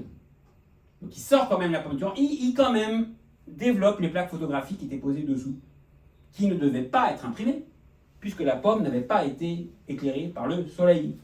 Pourquoi il développe les plaques? En plus, c'est très cher une plaque photographique à l'époque. Aucune idée. Et lui-même, il ne sait pas. Je développe quand même. Et la plaque est imprimée. Ça veut dire que la pomme, en fait, rayonne naturellement sans avoir besoin de soleil. La pomme rayonne un rayon X, il se trouve, le même rayon que Becquerel, sans avoir rapport de soleil. Donc, le 1er mars, donc le 26 février, il laisse la pomme. Le 1er mars, il observe qu'ils ont rayonné sans avoir été exposés au soleil. Il découvre par accident la radioactivité naturelle. Donc la pomme rayonne même sans soleil. Sérendipité. C'est la sérendipité. C'est un peu ça. C'est vrai, c'est un peu de la sérendipité. Vous avez raison. Donc, une pomme faite d'uranium rayonne naturellement sans apport d'énergie soleil. Ce sont ce qu'on appelle les rayons X, parce qu'on ne savait pas ce que c'était. C'est X, c'est l'inconnu mathématique. Hein. C'est pour ça qu'on appelle ça rayon X, parce qu'on ne savait pas ce que c'était. Là où arrivent Pierre et Marie Curie, ils arrivent dans les éléments de labeur. C'est pour ça que c'est très important d'associer ces 3 personnes. Le prix Nobel a été décerné évidemment aux 3. Parce que Pierre et Marie Curie vont plus loin. Ils coupent la pomme en fait. D'accord? Donc la Page-Blaine, ils vont couper le sel d'uranite, c'est facile, c'est la Page-Blaine. Ils ont d'autres éléments. Ils vont couper et extraire la substance figmoelle que je représente ici comme le pépin dans la pomme. D'accord? Et donc ils vont essayer de trouver dans la Page-Blaine la partie qui est la plus radioactive. Donc ils font des réactions chimiques, ils coupent, réactions chimiques, ils extraient, réactions chimiques, ils extraient. C'est énorme, hein, c'est des grosses cuves, etc. Les deux étaient c'est très important que les deux soient réunis. Pierre était déjà connu. Il y avait un effet qu'on appelle l'effet Curie, hein, avec, je ne vais pas dans le détail, la température de Curie était connue à l'époque. sa température à partir de laquelle, quand on augmente la température, on perd la ferromagnéticité. D'accord? Donc je ne vais pas en détail, mais en fait, il avait des appareils, on avait découvert ce qu'on appelle la piézoélectricité, donc le quartz, hein, on vous montre un quartz, ça marche là-dessus. Il avait découvert que sur un quartz, si je compresse, je crée du courant. À l'inverse, si de courant, je compresse, le quartz se compresse. D'accord? Donc il y a un lien entre mécanique et électricité. Et pourquoi c'est très important? C'est grâce à ça qu'ils pouvaient peser. Ils avaient des balances piézoélectriques. Et c'est grâce aux balances piézoélectriques qu'on a pu mesurer le gramme de radium qui restait. D'accord? Donc c'est le directeur de thèse, qui était le même pour les deux, a dit à Marie Curie, va voir Pierre parce qu'il a développé un appareil qui est capable de peser ce que tu as besoin d'une façon hyper précise. D'accord? D'où les deux qui ont travaillé ensemble et qui ont fait leur vie en commun, etc., etc. Donc en gros, ils ont extrait deux pépins, le polonium et le radium. Comme ils disent dans le texte, hein, dans l'article, ils disent on a donné le nom au polonium du nom du pays de l'un des découvreurs, ils disent. De l'un des découvreurs. Et le radium. Donc en gros, il faut voir les textes. Hein. Alors, il n'y a pas de photos d'époque en couleur malheureusement, mais ils expliquent hein, dans leurs lettres, parce qu'il y a beaucoup de lettres, beaucoup d'échanges, on connaît très bien l'histoire à ce niveau-là. Le laboratoire, vous savez, il n'est pas loin de Becquerel, hein, il est en face de Becquerel. C'est radioactif. Exactement, c'est encore radioactif. Donc ils ont déménagé à l'ESPCI après, ce qu'on appelle l'ESPCI maintenant, l'école donc, de physique-chimie Paris, mais à l'époque c'était, maintenant c'est le laboratoire géophysique, le laboratoire géophysique de Paris, c'est celui qui est en face de la maison de Becquerel, d'accord, Jardin des Plantes, vous traversez en face, vous avez le laboratoire géophysique, et après vous avez l'université de Jussieu. Donc le laboratoire géophysique, on peut visiter parfois, je pense si vous vous souvenez, vous demandez, cette salle, donc c'est là où a été découvert le premier radium, et ils disaient que la nuit, tout le hangar était éclairé d'une lumière, parce qu'ils ont extrait quand même ce qui vraiment était radioactif dans un Ben, donc c'était super radioactif.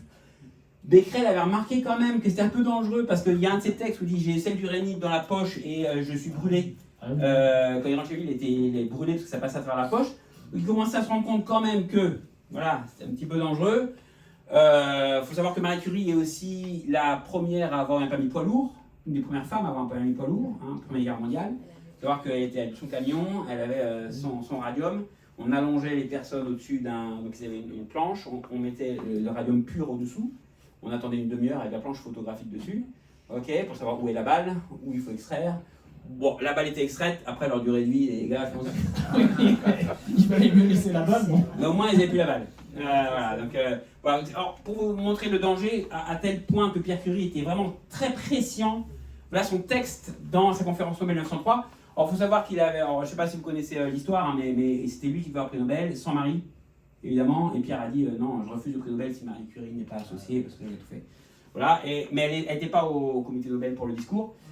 Voilà ce qu'il dit quand même, hein. Son texte est d'une force incroyable. Hein. En 1903, hein, on peut concevoir que dans des mains criminelles, le radium puisse devenir très dangereux. On peut se demander si l'humanité a avantage à connaître les secrets de la nature, si elle est mûre pour en profiter ou si cette connaissance ne sera pas nuisible. L'exemple découvert de Nobel est caractéristique, les explosifs puissants, parce que Nobel c'est évidemment père des explosifs, a permis aux hommes de faire des travaux admirables. Ils sont ainsi un moyen terrible de destruction entre les mains des grands criminels qui entraînent les peuples vers la guerre. Voilà. Et il espère que l'humanité tirera plus de bien que de mal des découvertes nouvelles. Donc c'est quand même incroyable. Il a fait un calcul que je n'ai pas retrouvé sur internet, mais qu'on peut refaire, de l'énergie disponible dans 1 kg de radium qui est capable d'éclairer une ville pendant je ne sais pas combien de mille ans. Enfin, il a fait un calcul assez simple. Donc il était quand même conscient que sa découverte, c'est lié avec Archimède, hein, toujours, j'essaie de lier un contexte sociologique. Il était conscient que sa découverte pouvait faire du bien, mais aussi, sans doute, comme on le sait très bien, du mal. Alors Pierre Curie, vous savez, hein, comment il est mort, en 1905, un cheval qui le renverse, je pense que tout le monde connaît un peu l'histoire, et c'est Marie Curie qui a eu la chaire de physique à sa place. Ouais, première femme professeure de sciences à la Sorbonne. Exactement. Il y a eu une folie de crème au radium pour l'usage. Oui, bien sûr, le radium était super à la mode, je ne sais plus comment ça s'appelait, ça avait un nom, cette crème au radium, oui, il y avait... Bon, le radium est devenu d'un seul coup très... Après, on s'est rendu compte évidemment des dangers du radium. Et c'est à partir de quand qu'on s'est rendu compte des dangers du radium? Assez tôt, hein, parce que je vous dis, déjà Curie avait fait les calculs, donc il savait que c'est dangereux, donc il était quand même protégé, mais pas au niveau de la protection. Marie Curie est morte, je crois, de leucémie, à vérifier, mais c'est la leucémie qui l'a tuée. Elle est morte assez âgée quand même, Marie Curie, quand même assez... mais bon. Et sa fille, hein, évidemment, moi je suis dans le laboratoire Irène Joliot-Curie, hein, qui a été fondé par sa fille, hein, Irène Joliot-Curie, Sa petite fille est encore en vie, hein, Madame Curie-Langevin. Hein, on a eu une conférence d'elle il y a juste un mois, la petite fille de Marie Curie, donc la fille d'Irène Curie. Elle a faut vérifier, je crois qu'elle a 97 ans, 96 ans. Et son frère, donc le petit-fils de Marie Curie, est lui aussi en vie, il a 94 ans, il continue à faire la physique, il a 94 ans. Ils sont incroyables, ils sont juste incroyables. Si un jour vous avez l'occasion de les croiser, ils ne font pas beaucoup de conférences, j'imagine, ils ont une pêche colossale. C'est L'Institut Henri Poincaré, rue Pierre-Marie Curie, il y a plein de photos Ouais. où on les voit, ils font beaucoup de sport et tout, avec Ouais. Einstein, avec plein Ouais. Et ils allaient beaucoup en Bretagne, ils avaient acheté une petite maison en Bretagne, ils allaient beaucoup à la squat, ça s'appelle la squat, ils allaient beaucoup en Bretagne, c'est important pour le sport. Donc dernière révolution sur laquelle je vais m'attarder un peu, c'est évidemment la relativité. Bon, alors là on ne peut pas l'éviter. Pareil, donc dans la pomme, dans la tête d'Einstein, on va essayer de se mettre dans la tête d'Einstein, après c'est mis dans la tête de Marie Curie, d'Ératosthène et de Kepler et de Newton. Donc la relativité, je vais le dire la dernière fois, pas facile, c'est un peu ça, hein, de chez moi au bar il y a 5 minutes, du bar à chez moi il y a 1h30. C'est à peu près ça. Il y a très peu de différence avec ça. Ça dépend en fait de votre mouvement. Voilà. C'est dans quel film, parce que tu l'avais déjà cité dans une autre conférence, c'est dans quel film cette... J'ai oublié. D'accord, il faudra retrouver. Je demanderai à chaque Mais c'était très bon. Il nous retrouvera ça. Exactement. Donc, rapidement, hein, pour le concept de relativité, donc si vous savez très bien, ça j'en ai pas parlé la dernière fois, je crois.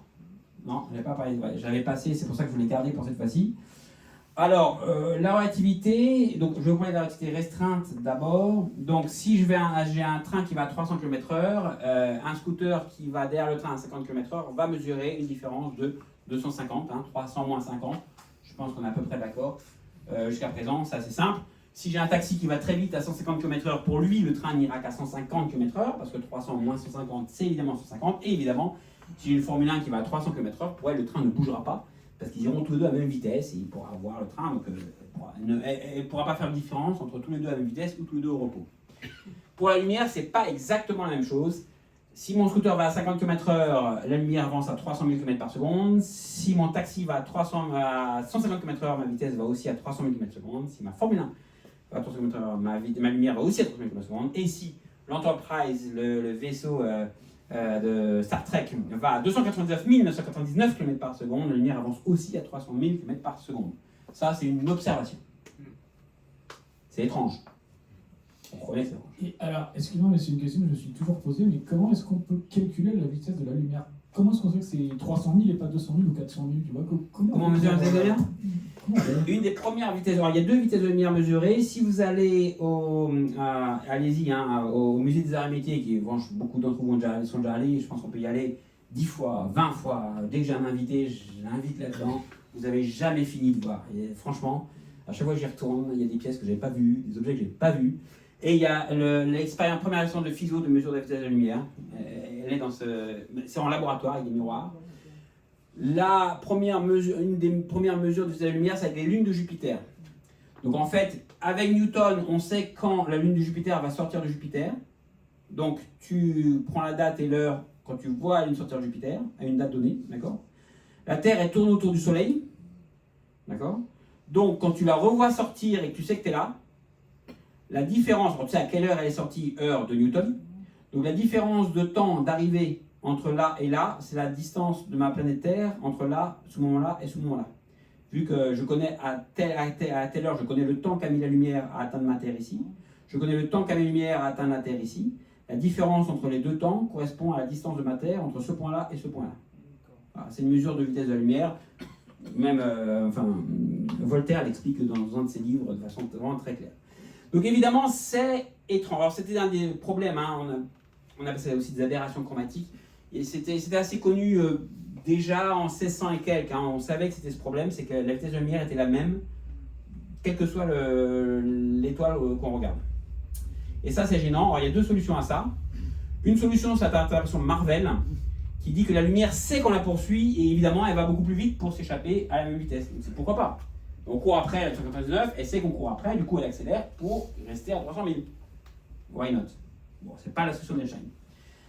Einstein s'est dit, c'est si je vais à 299 km/s et que je mesure encore 300 000 km/s, c'est pas qu'elle s'échappe, La seule possibilité, c'est que mon horloge a ralenti et les 1 km par seconde sont devenus 300 000 km par seconde parce que ma façon de mesurer mon horloge a ralenti.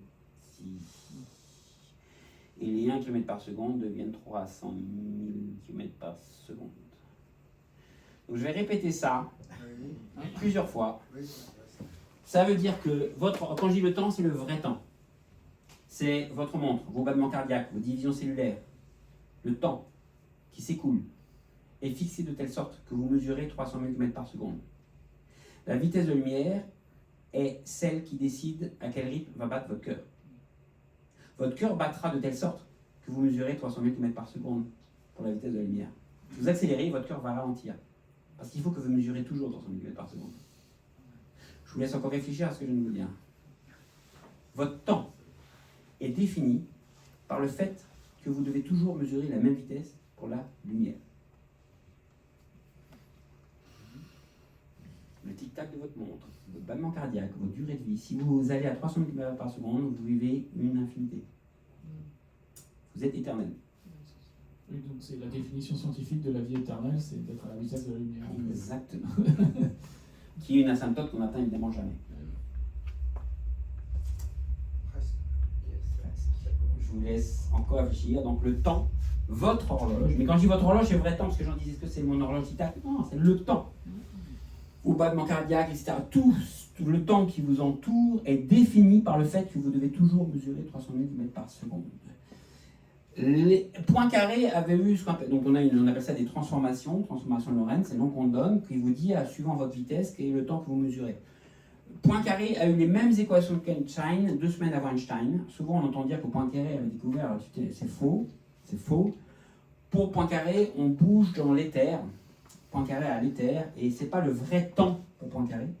C'est le temps sur lequel il faudrait que je règle mon horloge pour croire que je suis au repos, donc pour mesurer 300 000 km par seconde. Donc c'est les mêmes transformations, à part que Poincaré se dit je bouge. C'est pas mon vrai temps. C'est le temps fictif sur lequel je devrais régler mon horloge pour ne pas savoir que je suis en train de bouger. Pour Einstein, non, c'est le vrai temps.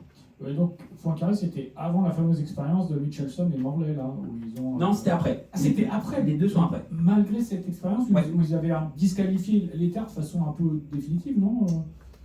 Non. Semi, D'accord. Ok. Semi. La Terre pouvait entraîner l'éther avec elle. Ah, d'accord. Il y avait des... Voilà. Ah, je croyais que ça avait vraiment... Non, dans le dernier tour de Poincaré avant sa mort, il avait encore l'éther. Et Einstein, il d'accord. est d'Einstein, la basso, son meilleur ami, après le congrès de Sorbonne 1911, il écrit Poincaré n'a rien compris à la théorie, il pense qu'on a la même théorie. Lorentz, lui, avait compris la différence. Poincaré n'a pas compris. Pour Poincaré, c'est la même chose, c'est les mêmes équations. C'est pas la même interprétation. Ce que vous voulez dire, c'est que le temps est inversement proportionnel à la quantité de mouvement. Relatif, quantinement relatif, entre deux personnes. D'accord? Il y a un qui bouge pas, un autre qui bouge. Celui qui bouge, sa quantité de mouvement de celui qui bouge, en fait, va définir son temps par rapport à celui qui est au repos. Toujours l'un par rapport à l'autre. C'est que j'ai une horloge au repos, une autre horloge qui bouge. Celle qui bouge par rapport à celle qui est au repos tournera plus lentement. C'est toujours relatif. Quant aux 300 000 km par seconde, c'est lié au principe de Galilée, parce qu'il voulait dire, Einstein voulait que quand on soit en mouvement, on ait les mêmes lois physiques.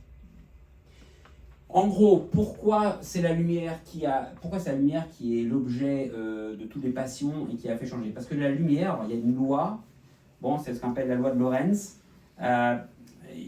qui était une loi en fait, une force de Lorentz, on appelle ça la force de Lorentz, qui est, pour ceux qui ont fait de la physique, qui est proportionnelle à la vitesse. Un électron qui tourne, en fait, il a une force qui est proportionnelle à sa vitesse. C'est la première fois qu'on a une force proportionnelle à une vitesse. Mais la question, c'est vitesse par rapport à quoi? Une vitesse, ça ne veut rien dire. Quand on a V dans les équations, ça ne veut rien dire une vitesse. Par rapport à quoi? Par rapport à un espace absolu? Évidemment, c'est par rapport à l'éther, normalement. Donc quand l'éther est là, pour ça, on peut définir une vitesse par rapport à l'eau, par rapport à l'éther. Mais dans l'espace où il n'y a pas d'éther, la vitesse n'a plus de sens, vu qu'il n'y a plus d'espace absolu. Voilà, tout ça c'est la réflexion d'Einstein pour essayer d'aller jusqu'à une théorie de la relativité. Alors bon, ça a été prouvé par plein d'expériences. Les expériences les plus connues, c'est Haefele-Keating en 1971. Ils ont pris 2 avions, ils ont fait partir un avion vers l'est, un avion vers l'ouest, d'accord?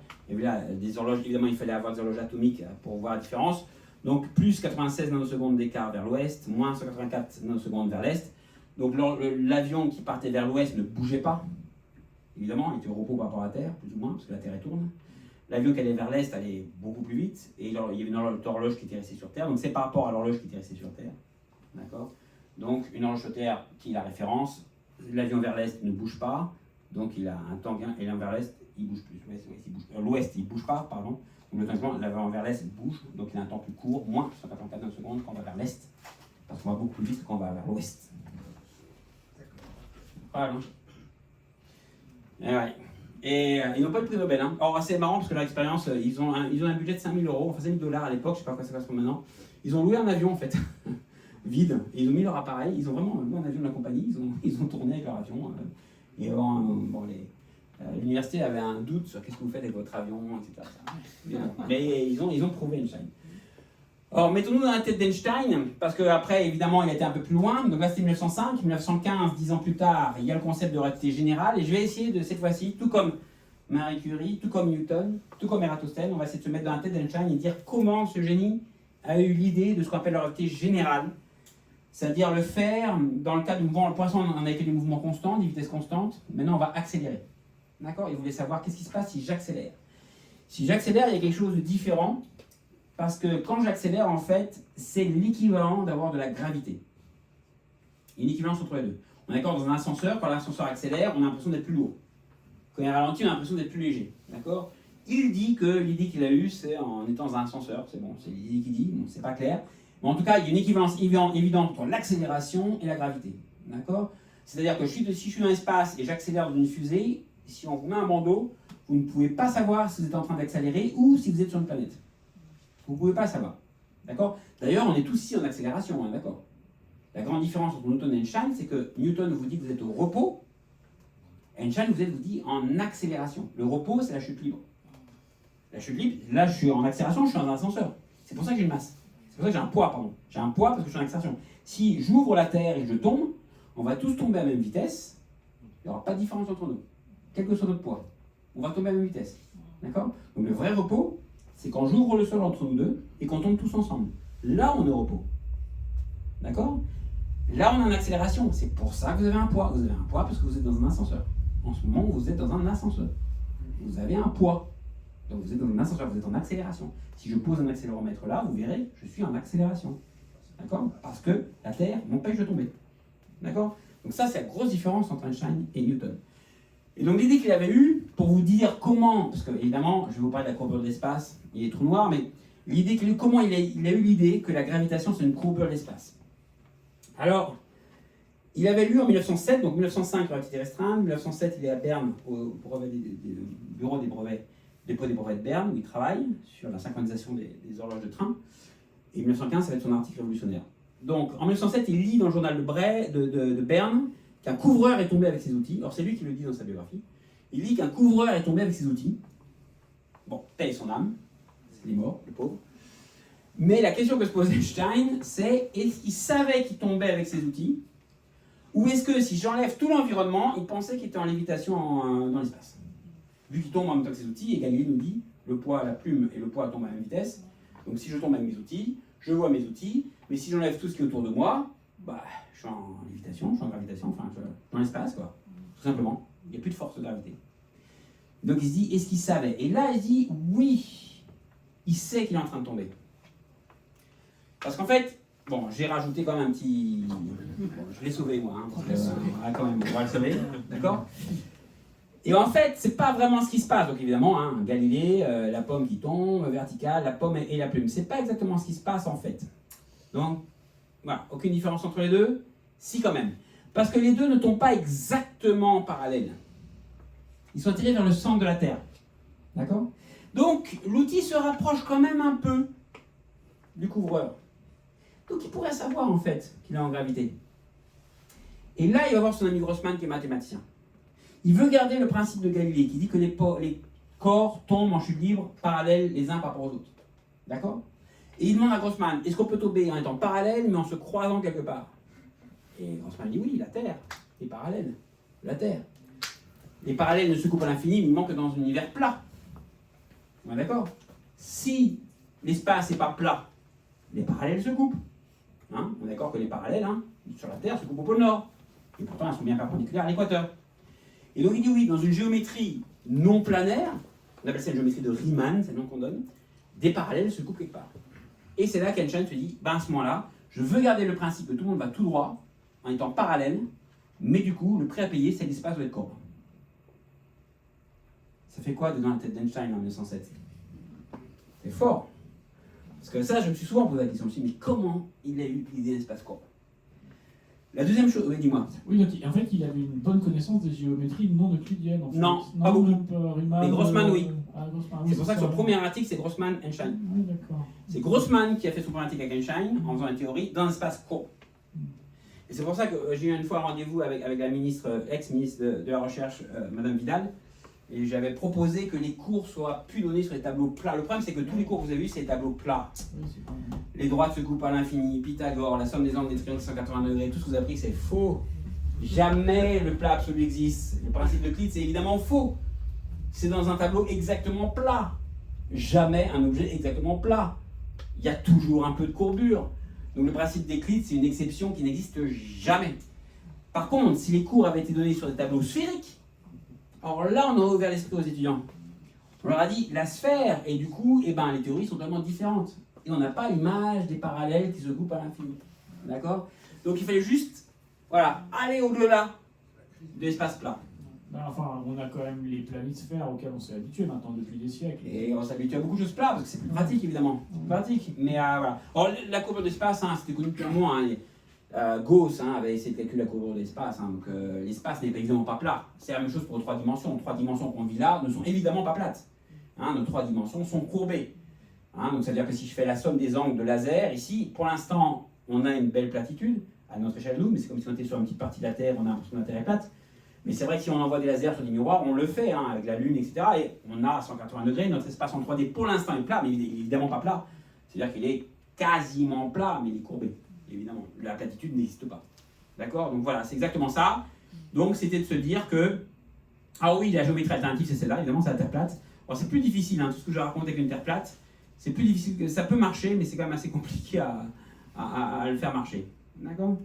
Donc voilà, donc l'idée c'était ça. Alors, pour revenir sur ma pomme, je prends toujours l'exemple de la pomme. Donc comment la gravité est expliquée pour Einstein, ma pomme, et c'est pareil, vous pourrez encore expliquer un soir en soirée, il faut deux, cette fois-ci, ok. Et effectivement, alors l'idée d'Einstein pour la gravité, c'est que si on a 2 fourmis sur une pomme, comme les deux cure-dents que vous avez là, les 2 fourmis vont se diriger vers le sommet de la pomme, d'accord? Donc il est évident qu'en se dirigeant vers le sommet de la pomme, elles vont aller tout droit tous les deux, mais elles vont évidemment s'attirer l'une par rapport à l'autre, d'accord? En allant tout droit. Donc les 2 fourmis vont tout droit, toujours tout droit, mais elles se rapprochent quand même l'une par rapport à l'autre. Donc la fourmi de gauche que j'appelle Newton crée sa théorie de gravitation universelle, la pomme que j'ai lancée, que je vous ai racontée, qui est très très bien, ça marche très bien, mais Newton invente cette gravitation universelle d'attraction. Que la pomme est attirée par la Terre, la Lune est attirée par la Terre, et donc les deux c'est la même chose. On revient sur Newton qu'on avait vu il y a une demi-heure. Sauf que Einstein comprend qu'en fait l'univers est courbe, et tout le monde va tout droit à un espace courbe. Et que le fait d'aller tout droit à un espace courbe vous donne l'illusion que vous vous rapprochez. L'illusion d'une force. Il n'y a pas de force. De toute façon, le concept de force, c'est toujours très compliqué parce que Newton avait du mal à définir ce qu'était une force, c'était instantané, pas instantané, etc. Là, c'est très clair. Et paradoxalement, vous voyez, l'idée d'Einstein est beaucoup plus simple que l'idée de Newton. Il n'y a pas de force d'attraction. Tout le monde va tout droit à un espace courbe. Et la courbure d'espace donne l'impression qu'il y a une attraction entre les corps. Ça, c'est la gravité pour Einstein. Donc en gros, si la Terre tourne autour du Soleil, comme on l'avait avec Copernic, c'est pas parce que le Soleil attire la Terre, mais parce que la Terre va tout droit à un espace courbe. Tout simplement. Si la Lune tourne autour de la Terre, c'est pas parce que la Terre attire la Lune, comme le disait Newton, c'est parce que la Lune va tout droit à un espace courbe. Etc., etc., etc. Oui, donc l'image qu'on prend, enfin je sais pas si tu as prévu d'apprendre, mais c'est le fameux drap qu'on tend, on met une boule de bowling dessus. Exactement. Voilà, et c'est ça en fait, c'est ça qui permet de comprendre. C'est exactement ça. Exactement ça. Le drap, la boule de bowling, quand vous allez dans certains centres, journée de la science, etc., certains ont la belle expérience, où ils lancent des petites balles de ping-pong autour de la boule de bowling. Oui. Sauf que le neutrino, il va tout droit. Le neutrino. Ah, ça c'est différent. Non, ça c'est différent. Alors, ça c'est. Ouais. Alors, ça, la physique des particules avec la gravité, c'est plus complexe. Non, le neutrino va pas tout droit, comme le photon. Il est dévié. Alors, la première expérience d'Einstein, c'est de montrer qu'un faisceau lumineux, enfin une lumière d'étoile, est déviée en fait par le Soleil, contrairement à Newton. Hein, c'était la première preuve de la relativité générale. C'est que si je regarde une étoile ici, que j'ai une éclipse solaire, la lumière d'étoile va faire ça, elle va être courbée, et donc je vais avoir l'impression que l'étoile est ici. Donc si je regarde la carte de l'étoile, quand mon Soleil est en face de l'étoile, ou quand le Soleil est de l'autre côté de la Terre, je vais avoir une carte d'étoile qui est décalée. Et ça, c'était Eddington qui l'avait observé, non? Exactement, en 1919. 1919, c'est une grosse révolution. Les neutrinos sont déviés de la même façon que le... Pareil, un petit peu plus parce qu'ils ont une masse. Un petit peu plus que le photon. Oui. En fait, l'espace génère votre mouvement, en fait. On appelle ça une géodésique. C'est-à-dire qu'on va toujours du point A en point B, je prends le chemin le plus court, mais le chemin le plus court n'est pas la ligne droite. Si j'ai une montagne en face de moi, le chemin le plus court, c'est contourner la montagne. C'est ce que dit la relativité. D'accord? Tout droit, en fait, c'est plus long que de contourner la montagne. Donc la ligne droite n'est pas forcément le chemin le plus court dans l'espace courbe. Et donc toute particule suit ce qu'on appelle une géodésique. La nature est feignante et elle fait tout pour aller d'un point à un point B de façon la plus courte, qui est une trajectoire un peu bizarre. Voilà, donc ensuite donc, je vais passer... Oui, il y a une question, Ah, là, monsieur. Oui, allez-y. Dans ces représentations qu'on a l'habitude de voir, Ouais. la question que je me pose un peu toujours, c'est d'une part, pourquoi et comment on définit que le cadre est... il y a un cadre avec, comme le tissu, qui est déformé, etc. Pourquoi il est comme ça et pas comme ça ou autrement? Et qu'est-ce qu'il y a autour ou ailleurs que de ce cadre? Qu'est-ce que ça représente en fait, ce cadre? Ah ouais, c'est une bonne question au final. Donc évidemment, là je vous montre en 2D ce qui doit être en 3D, parce que c'est évidemment une courbure de 3 dimensions, donc c'est une projection, parce que je ne peux pas vous montrer en 3D. En fait, c'est la géométrie définie par la masse. Donc les équations d'Einstein vous disent exactement comment c'est déformé par rapport à la masse que je pose. Donc les équations d'Einstein vous disent une masse, donc c'est J mu nu égale kappa T mu nu, c'est pas très important, mais c'est la géométrie est définie par l'énergie, on appelle ça un tenseur énergie, impulsion. Donc mon tenseur, à chaque point d'espace, en fait ma courbure, ma déformation est définie par la masse qui est autour de cette déformation. Donc ça c'est les équations d'Einstein qui me disent comment je suis déformé. Maintenant, il ne faut pas vous oublier que c'est en 3D. Donc, je sais que c'est... Je reconnais que là, c'est une illustration assez facile à voir, parce que c'est 2D, et évidemment, vous dites, mais c'est pas... Non, c'est pas ce qui se passe, évidemment, parce qu'on est en 3D. Donc, en 3D, ça veut dire tout simplement, ce que je dis, c'est la loi de Pythagore, c'est que l'univers est courbe. Donc, pour aller de là à là, comme mon univers est courbé par l'espace, ma trajectoire va pas être... Bon, si je fais un Pythagore, si je fais ça carré plus ça carré, je ne vais pas obtenir ça au carré. D'accord? Parce que mon espace est courbé. Donc la courbure est définie par ma masse, donc on dit que la masse définit ma courbure de l'espace, et ma courbure d'espace définit mon mouvement. D'accord? Ma masse va me définir ma courbure, et ma courbure va me dire quel est le chemin le plus court pour aller de A à B. Et le chemin le plus court, c'est ce qu'on appelle la géodésique.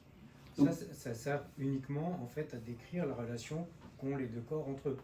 oui, exactement. Bah, si on avait un troisième qui tournait dans... Pareil, il va déformer lui aussi. Oui, d'accord, mais pas selon ce... Ah non, parce que c'est en 3D. C'est ça, Là, en il y a fait, une ce autre plan-là, il structure. y en a une infinité, tout simplement. Bah oui, parce qu'en fait, Centré c'est en sur la- 3D. C'est Donc, plutôt comme si ça une coupe. définissait une certaine coupe de densité. Ouais, du exactement. volume. Là, je fais une coupe pour que vous voyez. Mais en fait, évidemment, il y a une infinité de plans ici. Une infinité de plans ici, il faut juste voir une courbure sur les 3 dimensions autour du corps. D'accord? Oui. La courbure, elle est continue partout, il n'y a pas de problème de cassure. À part un trou noir. Par un trou noir. À part un trou noir. À part un trou noir, il n'y a pas de cassure. Alors, si, évidemment, parce que le but, c'est de quantifier ça. Donc ça, en fait...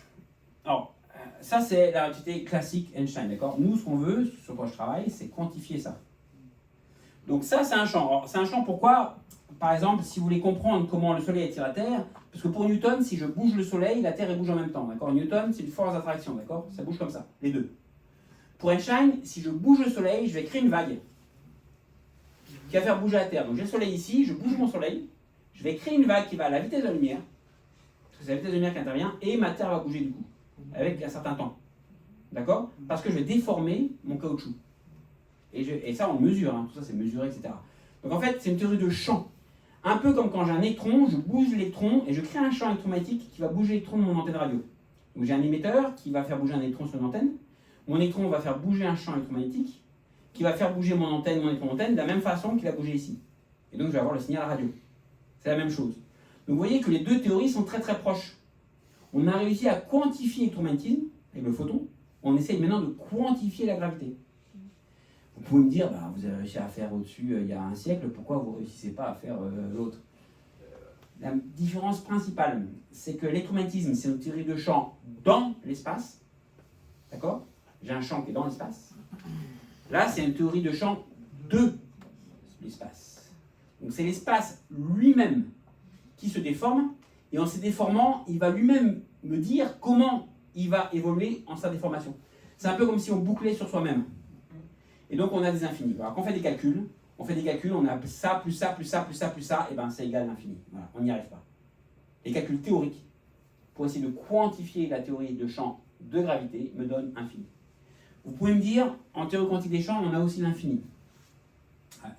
Mais c'est ce qu'on appelle le renormalisable. En théorie quantique des champs, quand je fais des calculs, tous les processus possibles, j'ai égal infini aussi. C'était problématique. Sauf que, si je fixe ma masse de mon électron ou de ma particule et ma charge, donc je fixe deux choses, je peux tout calculer en fonction de ces infinis-là. Donc il y a un infini qui égale masse, un autre infini qui égale charge, d'accord? Tout le reste est fixé par rapport à ces deux infinis-là. Donc j'ai un nombre fini d'infinis. D'accord?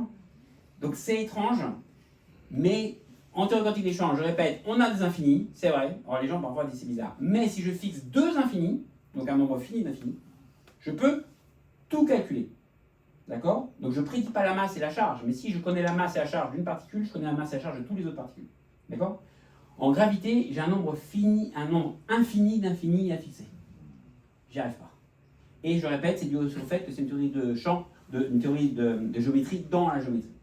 Et c'est pour ça qu'on n'y arrive pas. On essaye, mais on n'y arrive pas. Donc on dit qu'elle est non renormalisable. C'est non qu'on donne la gravité quantique, on n'y arrive pas. Donc voilà, vous voyez, hop, Marcel Grossman, hein, dans le papier, là, bon ça j'avais fait la dernière fois, je pense, hein, donc je peux passer outre la blague. D'accord, le Clément, donc le trou noir, hein, c'est masse du soleil dans 3. Et donc la dernière révolution, quand même, j'ai voulu finir là-dessus, toujours avec ma pomme, d'accord, c'est 98. D'accord, on n'a pas parlé de ça la dernière fois. Hein. Ouais, moi j'en avais parlé lors de la conférence il y a un mois. D'accord, ok, mais pas avec la pomme. Bah non, pas avec la pomme. Avec la pomme. Alors voilà, toujours ma pomme. Pour la dernière révolution, toute récente, 98, la révolution cosmologique cette fois-ci. Ok. Mais liée à la relativité. Donc qu'est-ce qu'on croyait jusqu'en, on savait, hein, on connaît la pomme, si elle lance à moins de 36 000 km/h, ma pomme retombe sur Terre. Bon, ça, tout le monde le sait. Au-delà, on a vu que ma pomme s'échappe. On pensait que l'univers était à peu près pareil jusqu'en 1930. On pensait que le 32 à peu près, l'univers s'étendait et allait se recontracter. On appelle ça l'univers de Tolman. C'est Tolman qui a eu cette idée-là. Un univers cyclique, on appelle ça, 1922. Donc on pensait que l'univers battait comme un cœur, hein, il allait se réeffondrer, quand même une somme de Big Bang. Voilà, c'était assez classique.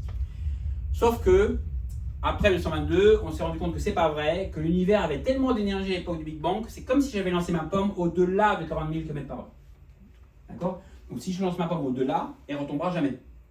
Parce que la force que je lui ai donnée est plus forte que l'attraction gravitationnelle. D'accord? Donc l'énergie que je lui ai donnée est plus forte que l'énergie de la gravité. D'accord? Donc elle va s'échapper.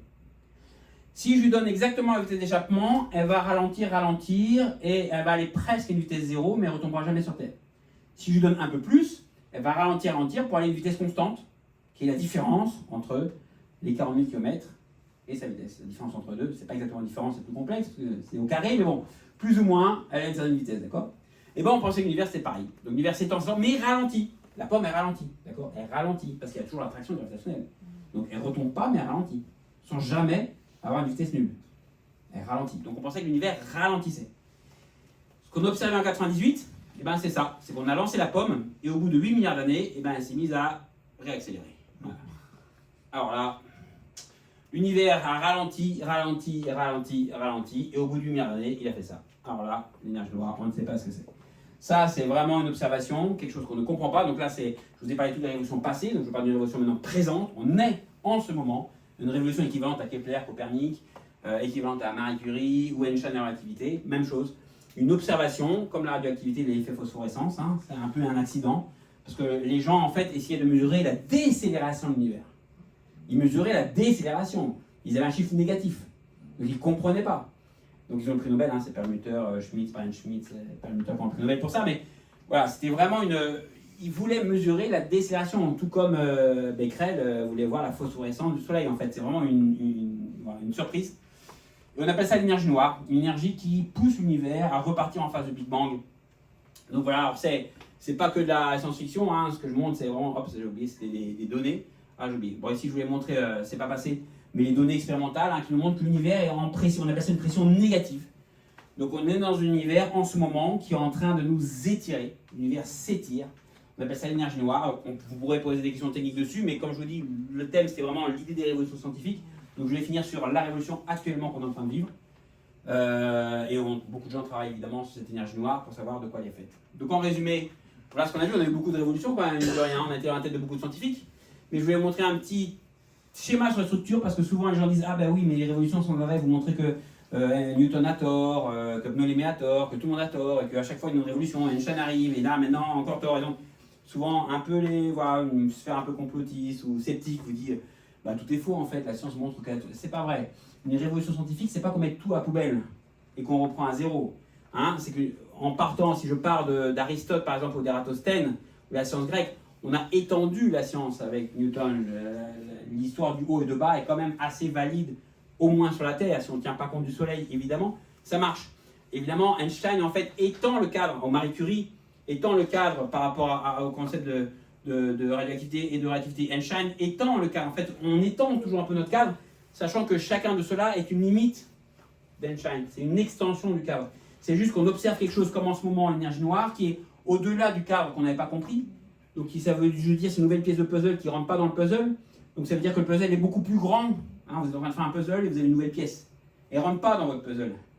Et bien ça ne veut pas dire que vous n'avez pas balancé votre puzzle et refaire un nouveau puzzle. C'est juste que le puzzle est plus grand et qu'il vous manquait des parties de votre puzzle et qu'il est juste un peu plus grand et qu'il vous montre que la physique est un peu plus grande que ce qu'on pensait.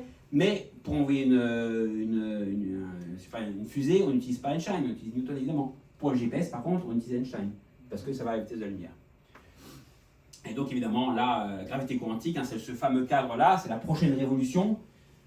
Donc là, je ne vous ai pas une révolution en cours, qui est l'énergie noire. La révolution suivante, qui sera sans doute d'ici 50 ou 60 ans, c'est ce que je vous ai dit tout à l'heure, essayer de quantifier la gravité. On n'y arrive pas théoriquement. Expérimentalement, ça va être très difficile d'observer donc l'équivalent d'un photon, on appelle ça un graviton. On essaye d'avoir des expériences, c'est en recherche et développement, des expériences pour essayer de détecter un graviton, c'est avec des qualités résonantes. Il y a beaucoup de travail de recherche et développement dessus. On est très très loin, on est à peu près à 6 à 7 ordres de grandeur. Donc il faudra une révolution technologique pour observer un graviton. Et au niveau de la théorie, il faudra un nouveau Einstein. Parce que théoriquement, on a une infinité d'infini. On a la théorie des cordes. La théorie des cordes, elle marche. Mais elle est quand même assez complexe. Et sinon, on n'a pas vraiment de grands exemples. Donc à retenir au final, sur toutes ces pommes, en 2020, l'histoire de la science n'est pas linéaire. D'accord, on est en train de perdre en ce moment des connaissances scientifiques. Toute révolution élargit le cadre sans détruire le précédent, c'est aussi important, c'est juste une pièce de puzzle en plus. Et il y a donc des pertes de connaissances scientifiques, comme par exemple dans le nucléaire en ce moment. Et donc c'est ma conclusion dans la tête des savants. Merci bien. Merci beaucoup Karel. Et mangez des pommes. Mangez des pommes. Voilà, et tu manges vraiment la pomme, donc c'était pas... J'ai vérifié. Donc vraiment un vrai hommage à Chirac. Super, merci. Alors, profites-en pour manger ta pomme et peut-être pour te désaltérer un peu. Alors, bon, il y a déjà eu quelques questions pendant la conférence, mais est-ce qu'il y a des questions dans le public, monsieur? Comment vous qualifieriez la science musulmane pendant le Moyen-Âge par rapport à tout ça? Très intéressant. Excusez-moi, je mange une pomme. En fait, il y a un prof, Dorothée Girac, qui mangeait toujours une pomme quand il faisait son cours. C'est pas une blague, c'était très difficile à suivre. Mais moi, je sais pas. Assez mitigé. Pas d'apport vraiment. Quelques apports observationnels, d'accord, c'est sûr. Ils observaient le ciel de façon assez continue, mais pas d'apport conceptuel. Mais par contre, conservation de la science grecque, récréer des sciences grecques qu'on aurait perdu sinon. Donc grâce en fait entre 600, alors, pas évidemment, pas de polémique ici sur la religion, mais je dirais c'est assez prouvé. Quand la religion musulmane est devenue plus stricte, tu vois, entre 600 et 1100, 1200, il y a eu un gros apport vraiment, la religion musulmane est assez ouverte au niveau des sciences, et elle s'est refermée. C'est devenu un peu plus sectaire à partir du XIe siècle. D'accord. Et l'Europe était au Moyen-Âge à cette époque-là. Hein, l'Europe, évidemment, alors, part de la religion, peut-être aussi, on n'en sait rien, mais en tout cas qui est devenue plus stricte aussi. Et donc les écrits des savants arabes ont été beaucoup bridés à partir du 11e au 12e siècle. Mais entre je veux dire, 600 et 12e siècle, au moins un apport d'observation, pas d'apport conceptuel, et mathématique aussi. Avec l'algèbre, évidemment, etc. Mais vraiment, c'est pour ça que je n'en ai pas parlé, beaucoup d'écrits sont là-dessus. Le vrai grand apport pré-Copernic, c'est vraiment les Grecs. Vraiment, y a pas, c'est difficile d'avoir un équivalent, mais je répète, le milieu d'Alexandrie qui a été brûlé, on connaît tous l'histoire, fait que les sciences arabes ont permis, et deuxièmement, les sciences arabes ont aussi fait un mix avec les sciences indiennes, comme le zéro par exemple, l'introduction du zéro. Donc étant entre les deux civilisations, ils ont réussi à mélanger les deux, sachant que le zéro et les sciences sont revenus après via l'Espagne. L'introduction du zéro, c'est le pape Gerbert en l'an 1000, le pape français Gerbert, le premier pape français, le pape de l'an 1000. En fait, Gerbert d'Aurillac. Oui, c'est lui qui a introduit les chiffres arabes en fait. Oui, c'est lui qui a introduit le zéro. Et le zéro, oui. C'est lui qui a introduit le zéro en Europe parce qu'il a découvert en fait dans l'Alhambra, etc. Voilà. Les Arabes l'ont pris des Indes, ils l'ont ramené jusqu'à Grenade. Et le pape Gerbert était en poste en Espagne, et il a compris le zéro et il l'a introduit en France en l'an 1000. Donc le zéro, c'est à peu près l'an 1000, il a fait une première machine à calculer. En fait, il faut le zéro pour faire des calculs. On peut faire des calculs avec les chiffres romains, on ne peut pas faire des calculs. Donc le zéro est vraiment fondamental. Le rien est vraiment fondamental, donc voilà. Mais pour l'observation du ciel, les Arabes étaient très importants, parce que, en fait, l'astronomie a besoin d'une utilisation sur le long terme. C'est pas un hasard si on parle d'Égypte, Babylone, Grèce, ou arabes, des civilisations qui ont 2, 3, 4, 5 siècles, parce que le ciel bouge sur 300, 400 ans, ça fait des cycles. Il faut avoir au moins une même civilisation qui observe les cycles régulièrement en fait. Oui, c'est intéressant. Ouais. Alors, juste peut-être si on peut alterner une question de ma part et une question du public, et puis bien sûr après parce que moi, voilà, je voulais te poser des questions sur en fait la vie quotidienne des scientifiques, et en l'occurrence de toi. C'est quoi une journée type? Tu vois, il y a ce livre qui s'appelle Une journée au CERN. Je connais Gauthier. Si tu connais, voilà, un Gauthier. collègue. Alors bon, maintenant tu vas moins au CERN, mais en fait, une journée, enfin type, c'est quoi? Tu écris des articles, tu es dans un labo. Enfin, c'est quoi le travail d'un physicien en fait, d'un chercheur en physique quoi? Bon, il y a beaucoup de domaines Ouais. en recherche, donc c'est difficile parce qu'il y a beaucoup de personnalités et domaines. Ouais. Je suis physicien théoricien. Ouais, donc d'un physicien théoricien en l'occurrence. Alors, le dernier physicien théoricien qui est aussi expérimentateur, c'est Fermi. Ouais. D'accord, c'est le dernier qui pouvait à la fois comprendre la théorie et le projet Manhattan. Fermi, c'est le théoricien du projet Manhattan. Les aventures de l'antimatière. Ouais, puis les neutrons, lui il a découvert les neutrons lents, il est le premier parce qu'on appelle la découverte des neutrons lents qui a donné lieu à l'énergie Ah oui, nucléaire. non, excuse-moi, je confonds. C'est Dirac, l'antimatière. Dirac. Mais Fermi, effectivement, disait qu'on reconnaît un théoricien d'un expérimenteur par rapport à son heure de lever le matin. Ouais. Voilà, c'est à partir de 9-10 heures, tu es théoricien, et si tu lèves vers 7 heures, c'était expérimentateur. Ouais. Donc, ce qui est un peu vrai. C'est passé tard. Alors, le travail de théoricien, c'est lié au cadre que je disais là, c'est que on se lève, on travaille, on va d'abord voir sur Archive, donc on a un site où il y a des papiers qui sortent. Alors, moi je vais voir les gens qui me citent tous les jours, pas parce que j'ai envie d'être cité, mais comme ils me citent, ça veut dire que leurs travaux se rapprochent à ce que je fais moi. Et chaque jour, il y a, dans mon domaine de physique théorique, il y a facilement 20 articles par jour. Facilement, c'est beaucoup. Et je ne peux pas lire les 20 articles par jour, sinon je passerai ma vie à lire les articles de collègues. Donc tu demandes une synthèse à ChatGPT. Bon, déjà, je regarde ceux qui me citent parce que, bon, on va dire, chaque jour, il y a une dizaine d'articles qui me citent, donc au moins ceux-là, on va dire 8 articles ici, donc je les prends. Je veux bien si tu peux prendre ton micro, juste excuse-moi, mais c'est vraiment pour le son, parce qu'après, il y a des Ouais. gens dans les commentaires sur YouTube qui disent mais le son est pourri, etc. Ouais. On essaie de faire un effort. Exactement. Merci. Donc voilà, donc on va sur la cave, on regarde les gens qui nous citent. Alors, quand on a au départ notre carrière, il n'y a personne qui nous cite, donc on regarde tous les articles. Puis après, on se restreint à ceux qui travaillent dans le domaine. Et on regarde déjà ceux qui nous citent bien, déjà. On regarde ceux qui ne nous citent pas aussi. Ouais. Non, plus sérieusement. Et donc, effectivement, maintenant, on a des logiciels récemment d'IA où on met le PDF et il nous fait un résumé hallucinant, vraiment. C'est très technique, nos articles. Et ben, c'est surprenant. C'est surprenant. Je suis surpris. Il repère les choses importantes dans l'article. Et donc, sur ma route au boulot, j'ai une demi-heure. Donc, Je mets 3 articles, 10 minutes chacun, et donc j'arrive au bureau, j'ai déjà la synthèse de ces 3 articles. Au moins ça m'évite et je peux en parler aux collègues ou à mes étudiants en disant tiens, est-ce que tu as lu cet article? Lui par contre il va lire l'article et faire tous les calculs, mon étudiant. Voilà, et sinon effectivement, on a un groupe, on a un théoricien, on coûte pas cher, nous c'est un papier à crayon. Ça va, on est un peu ce qu'on appelle des danseuses pour l'université. On ne sert à pas grand chose. Oui, donc il faut rappeler que, comme ça on en a souvent parlé, mais que la majorité des physiciens dans la recherche, dans l'enseignement supérieur, sont des expérimentateurs en fait. Voilà, en gros 90%. Ouais, plus, 95. 95%, oui, donc les physiciens théoriciens, c'est vraiment. peu. Voilà. On s'en fout de nous en fait, on est dans un coin. On y fait des Et ça a calculs. toujours été comme ça ou il y a une évolution historique qui a conduit à ça? Non, c'est toujours été comme ça. Mais on est considéré, là j'ai une réunion encore ce matin avec des collègues expérimentateurs donc, qui calculent sur la matière noire. Donc moi je dois faire des calculs, ils font, et c'est vrai que bon. Je leur explique un peu ça. Alors ce qui s'est passé, c'est la technologie s'est tellement développée que c'est très compliqué les expérimentateurs. Parce que vraiment le lâcher c'est une machine de fou. Et donc on peut, c'est 100% du temps. Et aussi la théorie en parallèle est devenue assez compliquée. Donc faire les deux, je pense que c'est pas possible. Et c'est vrai qu'on est un peu des danseuses parce que surtout dans mon domaine, voilà, l'univers primordial, le Big Bang, trou noir. Bref, le trou noir, bon, ça devient un peu plus expérimental maintenant parce qu'on a découvert la zone gravitationnelle, mais voilà, et donc en France, c'est peu d'universités, donc c'est Annecy, Paris, Marseille, Montpellier et Lyon. Voilà, c'est tout. C'est les 5 universités qui recrutent, et vraiment Paris, évidemment Paris en grande majorité.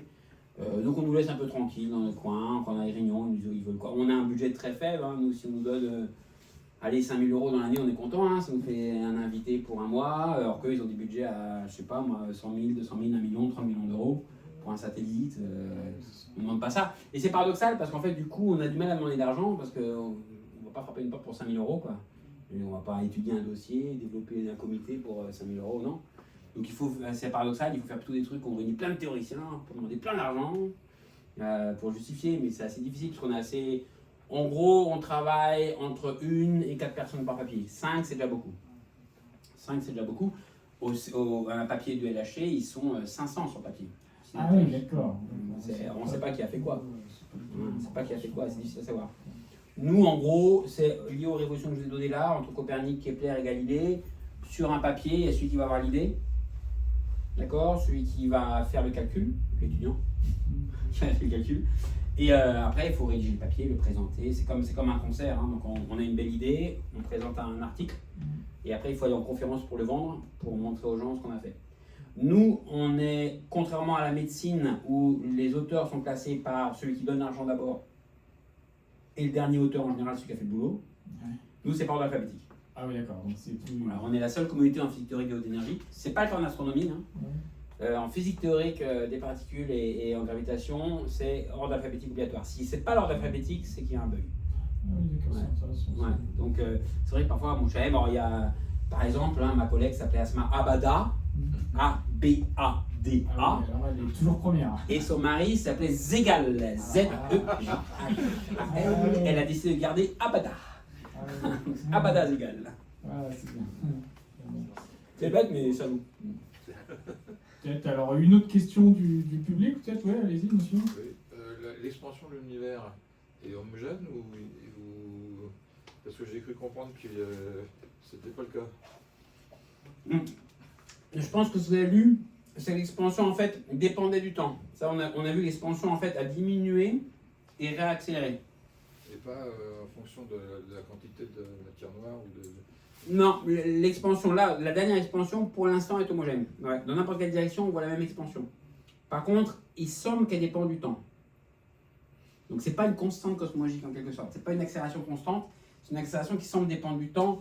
Ce serait pas surprenant parce que voilà, nous c'est une théorie de champ. On suppose que c'est un champ qui est responsable de ça, comme un champ gravitationnel, donc qui dépend du temps. Ça ne nous surprend pas. Ça expliquerait la tension de la... Exactement, la tension d'Hubble. Exactement. Ça pourrait expliquer.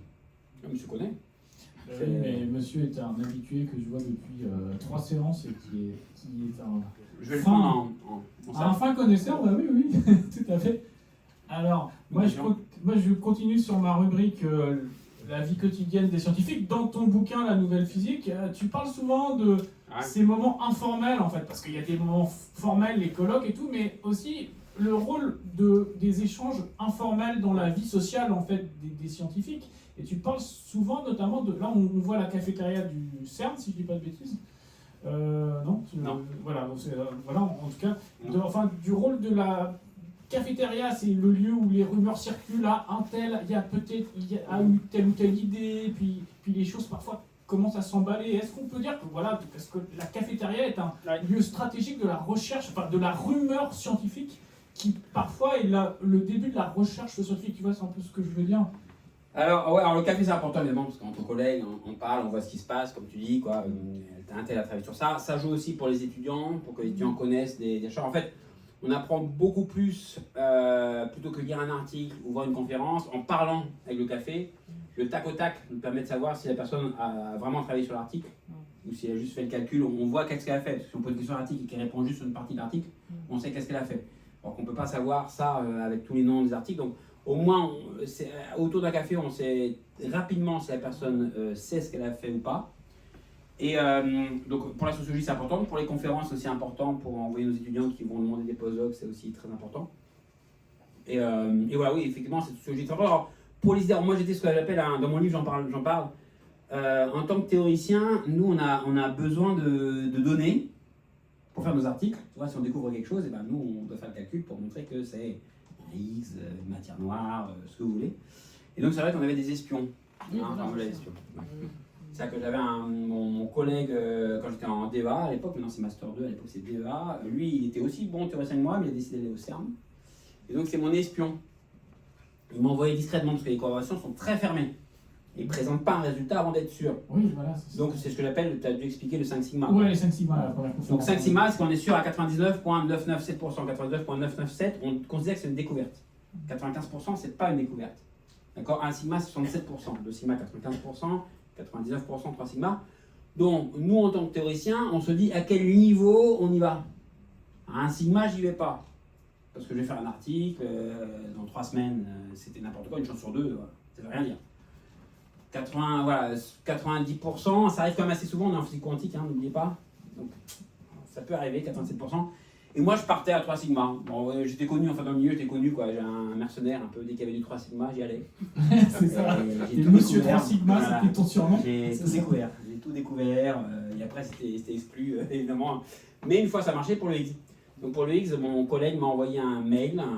Il s'appelle Jean-Baptiste de Vivi, je le dénonce parce qu'il y a eu une enquête après au CERN pour savoir qui c'était qui avait fait ça. Et donc il m'a envoyé un mail. Moi j'étais en train d'écrire un article sur le fait qu'on ne verrait pas le Higgs. Et j'étais en train d'écrire un article sur pourquoi on ne le verrait pas. Parce qu'il couple avec la matière noire, donc on ne le verrait pas. C'était ma conclusion. Et c'était en décembre. Et donc le 2 décembre, j'ai un mail avec juste 125 dans le sujet. Donc 125, c'est la masse du Higgs, 125 GeV. Donc bien avant que ce soit officiel. Voilà. Et donc il m'a rien dit, il m'a dit 125. Et ce soir on est un 2 décembre, donc c'est le jour anniversaire de cette date. Ah c'est vrai, c'est le 2 décembre, le 2 décembre. Et donc j'ai refait tout mon article, on a bossé quand même malade avec mon collègue pendant 3 semaines. Lui, on savait qu'il était 125, et donc on a attendu l'annonce officielle, c'était 3 sigma, mais moi je prenais. Donc l'annonce officielle c'était quelque chose comme le 21 décembre, quelque chose dans le genre. C'est toujours comme ça, parce que le CERN ferme en hiver, donc c'est toujours le 21 décembre que tu as, enfin fin décembre qu'on a des données, parce que le CERN il ferme en hiver, donc ils analysent les données jusqu'en décembre. Donc en décembre, ils font une première analyse, ils font une deuxième analyse en juillet. Voilà comment ça marche. Décembre et juillet, comme les solstices. Et donc voilà, j'attendais qu'il y ait la conférence. Et dès que la conférence était terminée, officielle, j'ai appuyé sur Enter pour mettre l'article sur le web. Il fallait quand même qu'il y ait la conférence officielle, pas avant. Et le lendemain, j'ai vu qu'on était 10 à avoir fait un article similaire. Donc il y avait au moins 10 espions. Et après, alors, il y a un qu'on connaissait, un américain qui était aussi un peu comme moi, on savait qu'il aurait fait un article dessus parce qu'il y avait aussi des espions. Et c'est vrai qu'après, ils ont été tapés sur les doigts. Ouais. Il y a eu un grand chambal, ils ont été convoqués. Parce qu'à 3 sigma, le CERN ne considère pas que c'est une découverte. Donc s'il y a des articles, ça peut les mettre en porte-à-faux en disant le CERN il fait n'importe quoi, regardez, il a dit qu'il a découvert le Higgs alors qu'il n'a pas découvert. Mais moi je prends. Et évidemment, le jour d'après, il y avait 100 articles dessus, le jour d'après 200 articles, mais c'est pas grave, comme on est les premiers, on chope les citations en fait, et donc on accumule les citations. Et le même exercice s'est passé en 2015 pour la résonance du Higgs, la même chose, 750 GeV, même chose, mon espion, tac, sauf que là c'était faux. Voilà, c'était 3 sigma, mais finalement c'était une fluctuation statistique. Donc, oui, ça tu le racontes dans ton livre. Voilà, mais pendant 3 mois, pareil. Alors c'était pire encore parce que Notre domaine, est, voilà, tout ce qui est Inde, Chine, sont des. Maintenant, la Chine vraiment, est très très développée, mais il ne faisait pas forcément beaucoup de physique théorique. Physique théorique, comme je dis, c'est une danseuse, hein, c'est à la fin. C'est vraiment quand on a de l'argent qui reste, tiens, on prend un théoricien, ça ne coûte rien et puis ça fait sympa. Donc, c'est quand on a des papiers de physique théorique, c'est que l'université est au top, c'est qu'elle a déjà recruté en gros tout ce qu'elle avait besoin. Et donc la Chine, effectivement, depuis 2004-2005, on voit apparaître effectivement des Chinois dans notre domaine, des non-chinois qui n'apparaissaient pas avant. Donc la Chine, évidemment, rattrape son retard. Alors maintenant, ça redescend. Donc je pense qu'ils sont en crise, ils doivent moins recruter, ça redescend. Il n'y a jamais eu de prix Nobel de physique chinois, donc du coup, je suis en train de Américano-chinois. Américano-chinois. Li, Yang, purement chinois, non. Et coréen non plus, et japonais, oui, il y en a effectivement. Et donc voilà, donc effectivement, maintenant, bon, je ne le fais plus. Voilà, 3 Sigma, je suis fatigué. J'en ai fait beaucoup. Mais c'était une belle époque, parce qu'on apprend beaucoup. Hein. On apprend beaucoup, parce qu'on apprend, on discute avec des expérimentateurs, on est super excités, on ne dort pas la nuit, voilà, on prend des avions à gauche, à droite, et il y a des découvertes annoncées, et évidemment, nous on est jugé sur la citation, hein. C'est comme le nombre de ventes d'un album, hein. C'est combien de fois l'article est cité. Et donc c'est vrai qu'on se chope. Un article qu'on appelle connu, famous article, c'est plus de 100 citations. Et après il y a 500 plus, donc il y a 50 plus, 100 plus, 500 plus et 1000 plus. Voilà, c'est le nombre de citations. On est jugé là-dessus. Enfin, on est jugé là-dessus. Et là, enfin, quand on fait un article qui n'est pas cité, voilà, il y en a c'est des articles très beaux qui ne sont jamais cités, et ça veut dire que ça intéresse quand même un peu personne. Donc c'est aussi, quand on travaille sur un truc qu'on trouve très intéressant et que personne ne nous cite, ça m'est arrivé, hein, j'ai un article cité 0 fois, c'est un peu frustrant parce qu'on se dit mais je suis le seul à trouver ça intéressant, ou tout le monde s'en fout en fait. C'est un peu bizarre. Ok. Alors attends, parce que je vois un peu le temps qui tourne et je voulais te poser une question aussi sur la question de Dieu. Alors là, il y a ce fameux bouquin dont tu as écrit la partie sur la physique. Corrigé, corrigé, voilà, revu. Alors, on peut dire que la partie scientifique est vraiment très claire et très intéressante. Hein, ça, merci, c'est gentil. Je ne le conteste pas. La partie sur la biologie aussi hein, est très très claire et très intéressante. Mais alors, quand même, la question de l'intelligent design. Ouais. La question de ce qu'on appelle le réglage fin de l'univers, de dire mais si tel paramètre avait été changé de façon infinitésimale, l'univers tel qu'il est ne serait pas là, voilà, et donc l'homme ne serait pas apparu. Donc ce qu'on appelle le principe anthropique, l'univers a été créé à un moment pour qu'il y ait un être conscient qui prenne conscience de l'univers, etc. Bon, qu'est-ce que c'est des débats immenses, on ne va pas les régler en 2 minutes, mais qu'est-ce que tu réponds en quelques mots à ça, quoi?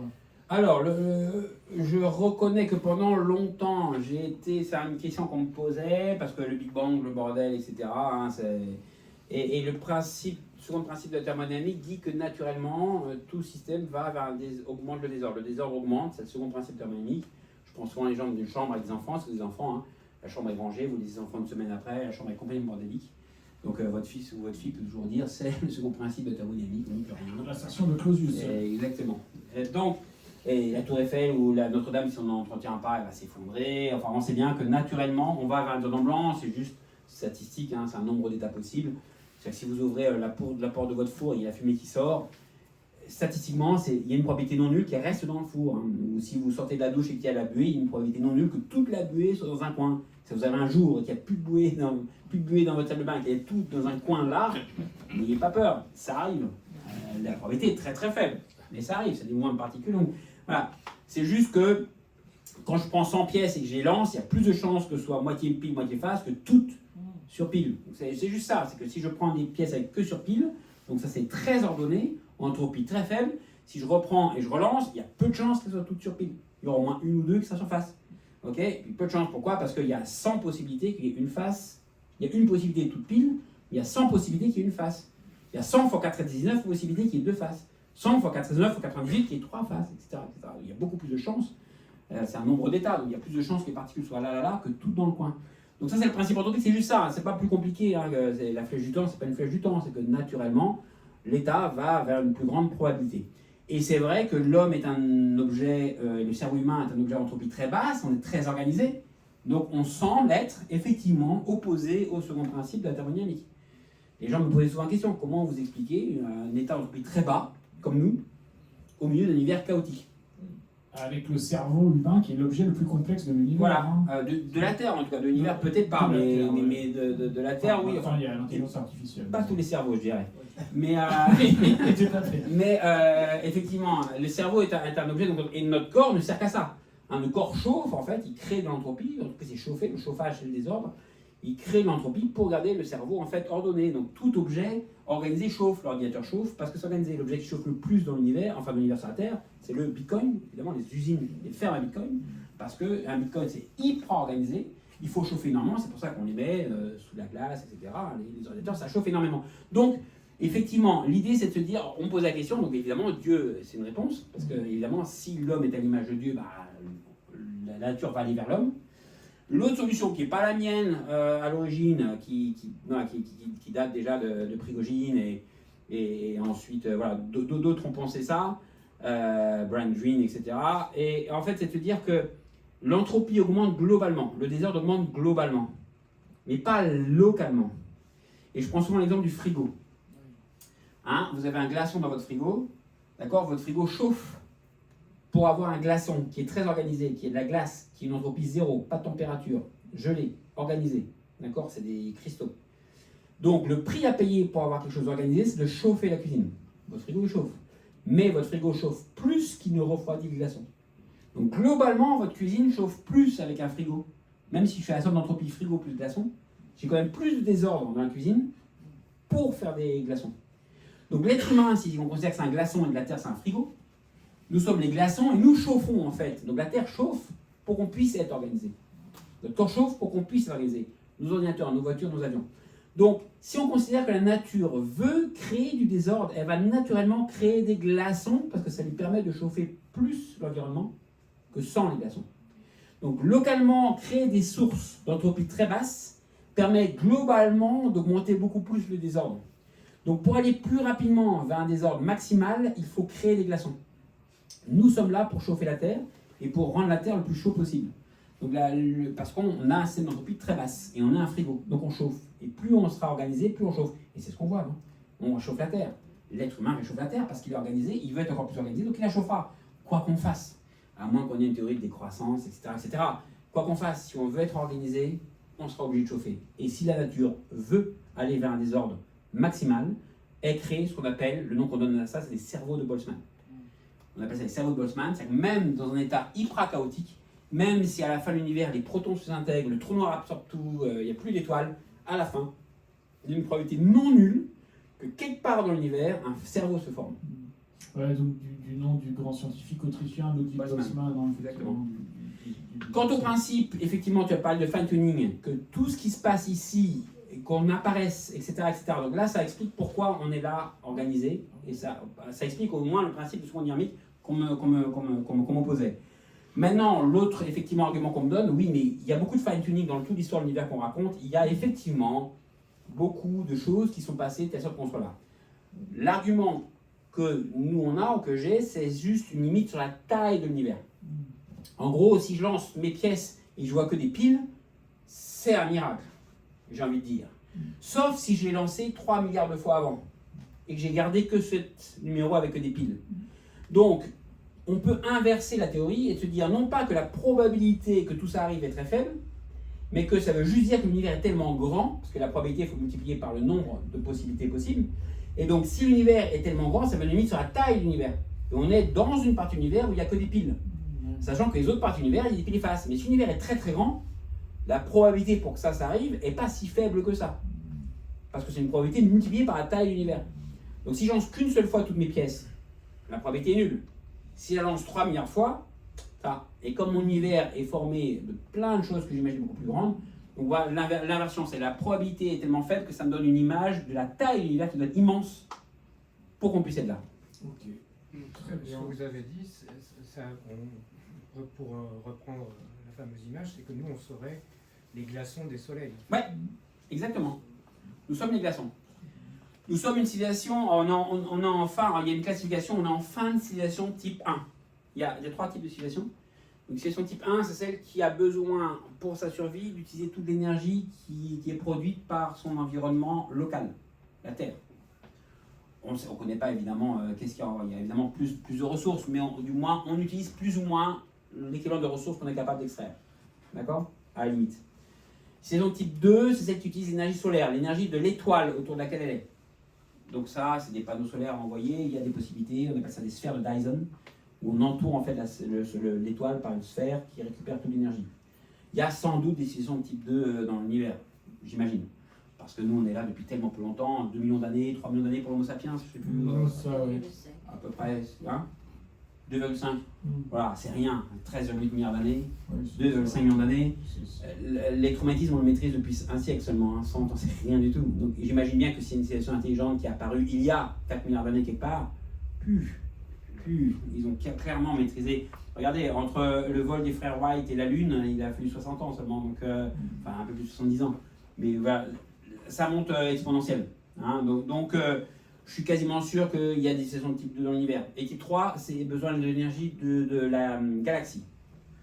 Voilà, donc c'est 1, 2, 3, c'est le classement des civilisations. Donc nous, on est en fin de saison de type 1 en fait. Ok, merci. Malheureusement, on va devoir conclure. Merci. Alors, une petite bibliographie. Alors, tu vas signer tes livres après, donc j'en profite pour Pour ceux rappeler, qui veulent. voilà, pour ceux qui veulent, si vous voulez faire des cadeaux de Noël. Ah oui, c'est vrai. Intelligent, oui. Et Ah ouais, tu as même apporté la machine à carte bleue, donc vous En n'avez plus. pas besoin de retirer du liquide. Donc le livre, ton dernier livre, La Noël physique. Donc, Et ils pourront faire des cadeaux de Noël et Problème. avec une pomme expliquer à Noël. Voilà, en avec plus, le et livre, faire la petite voilà. mise en scène. Exactement.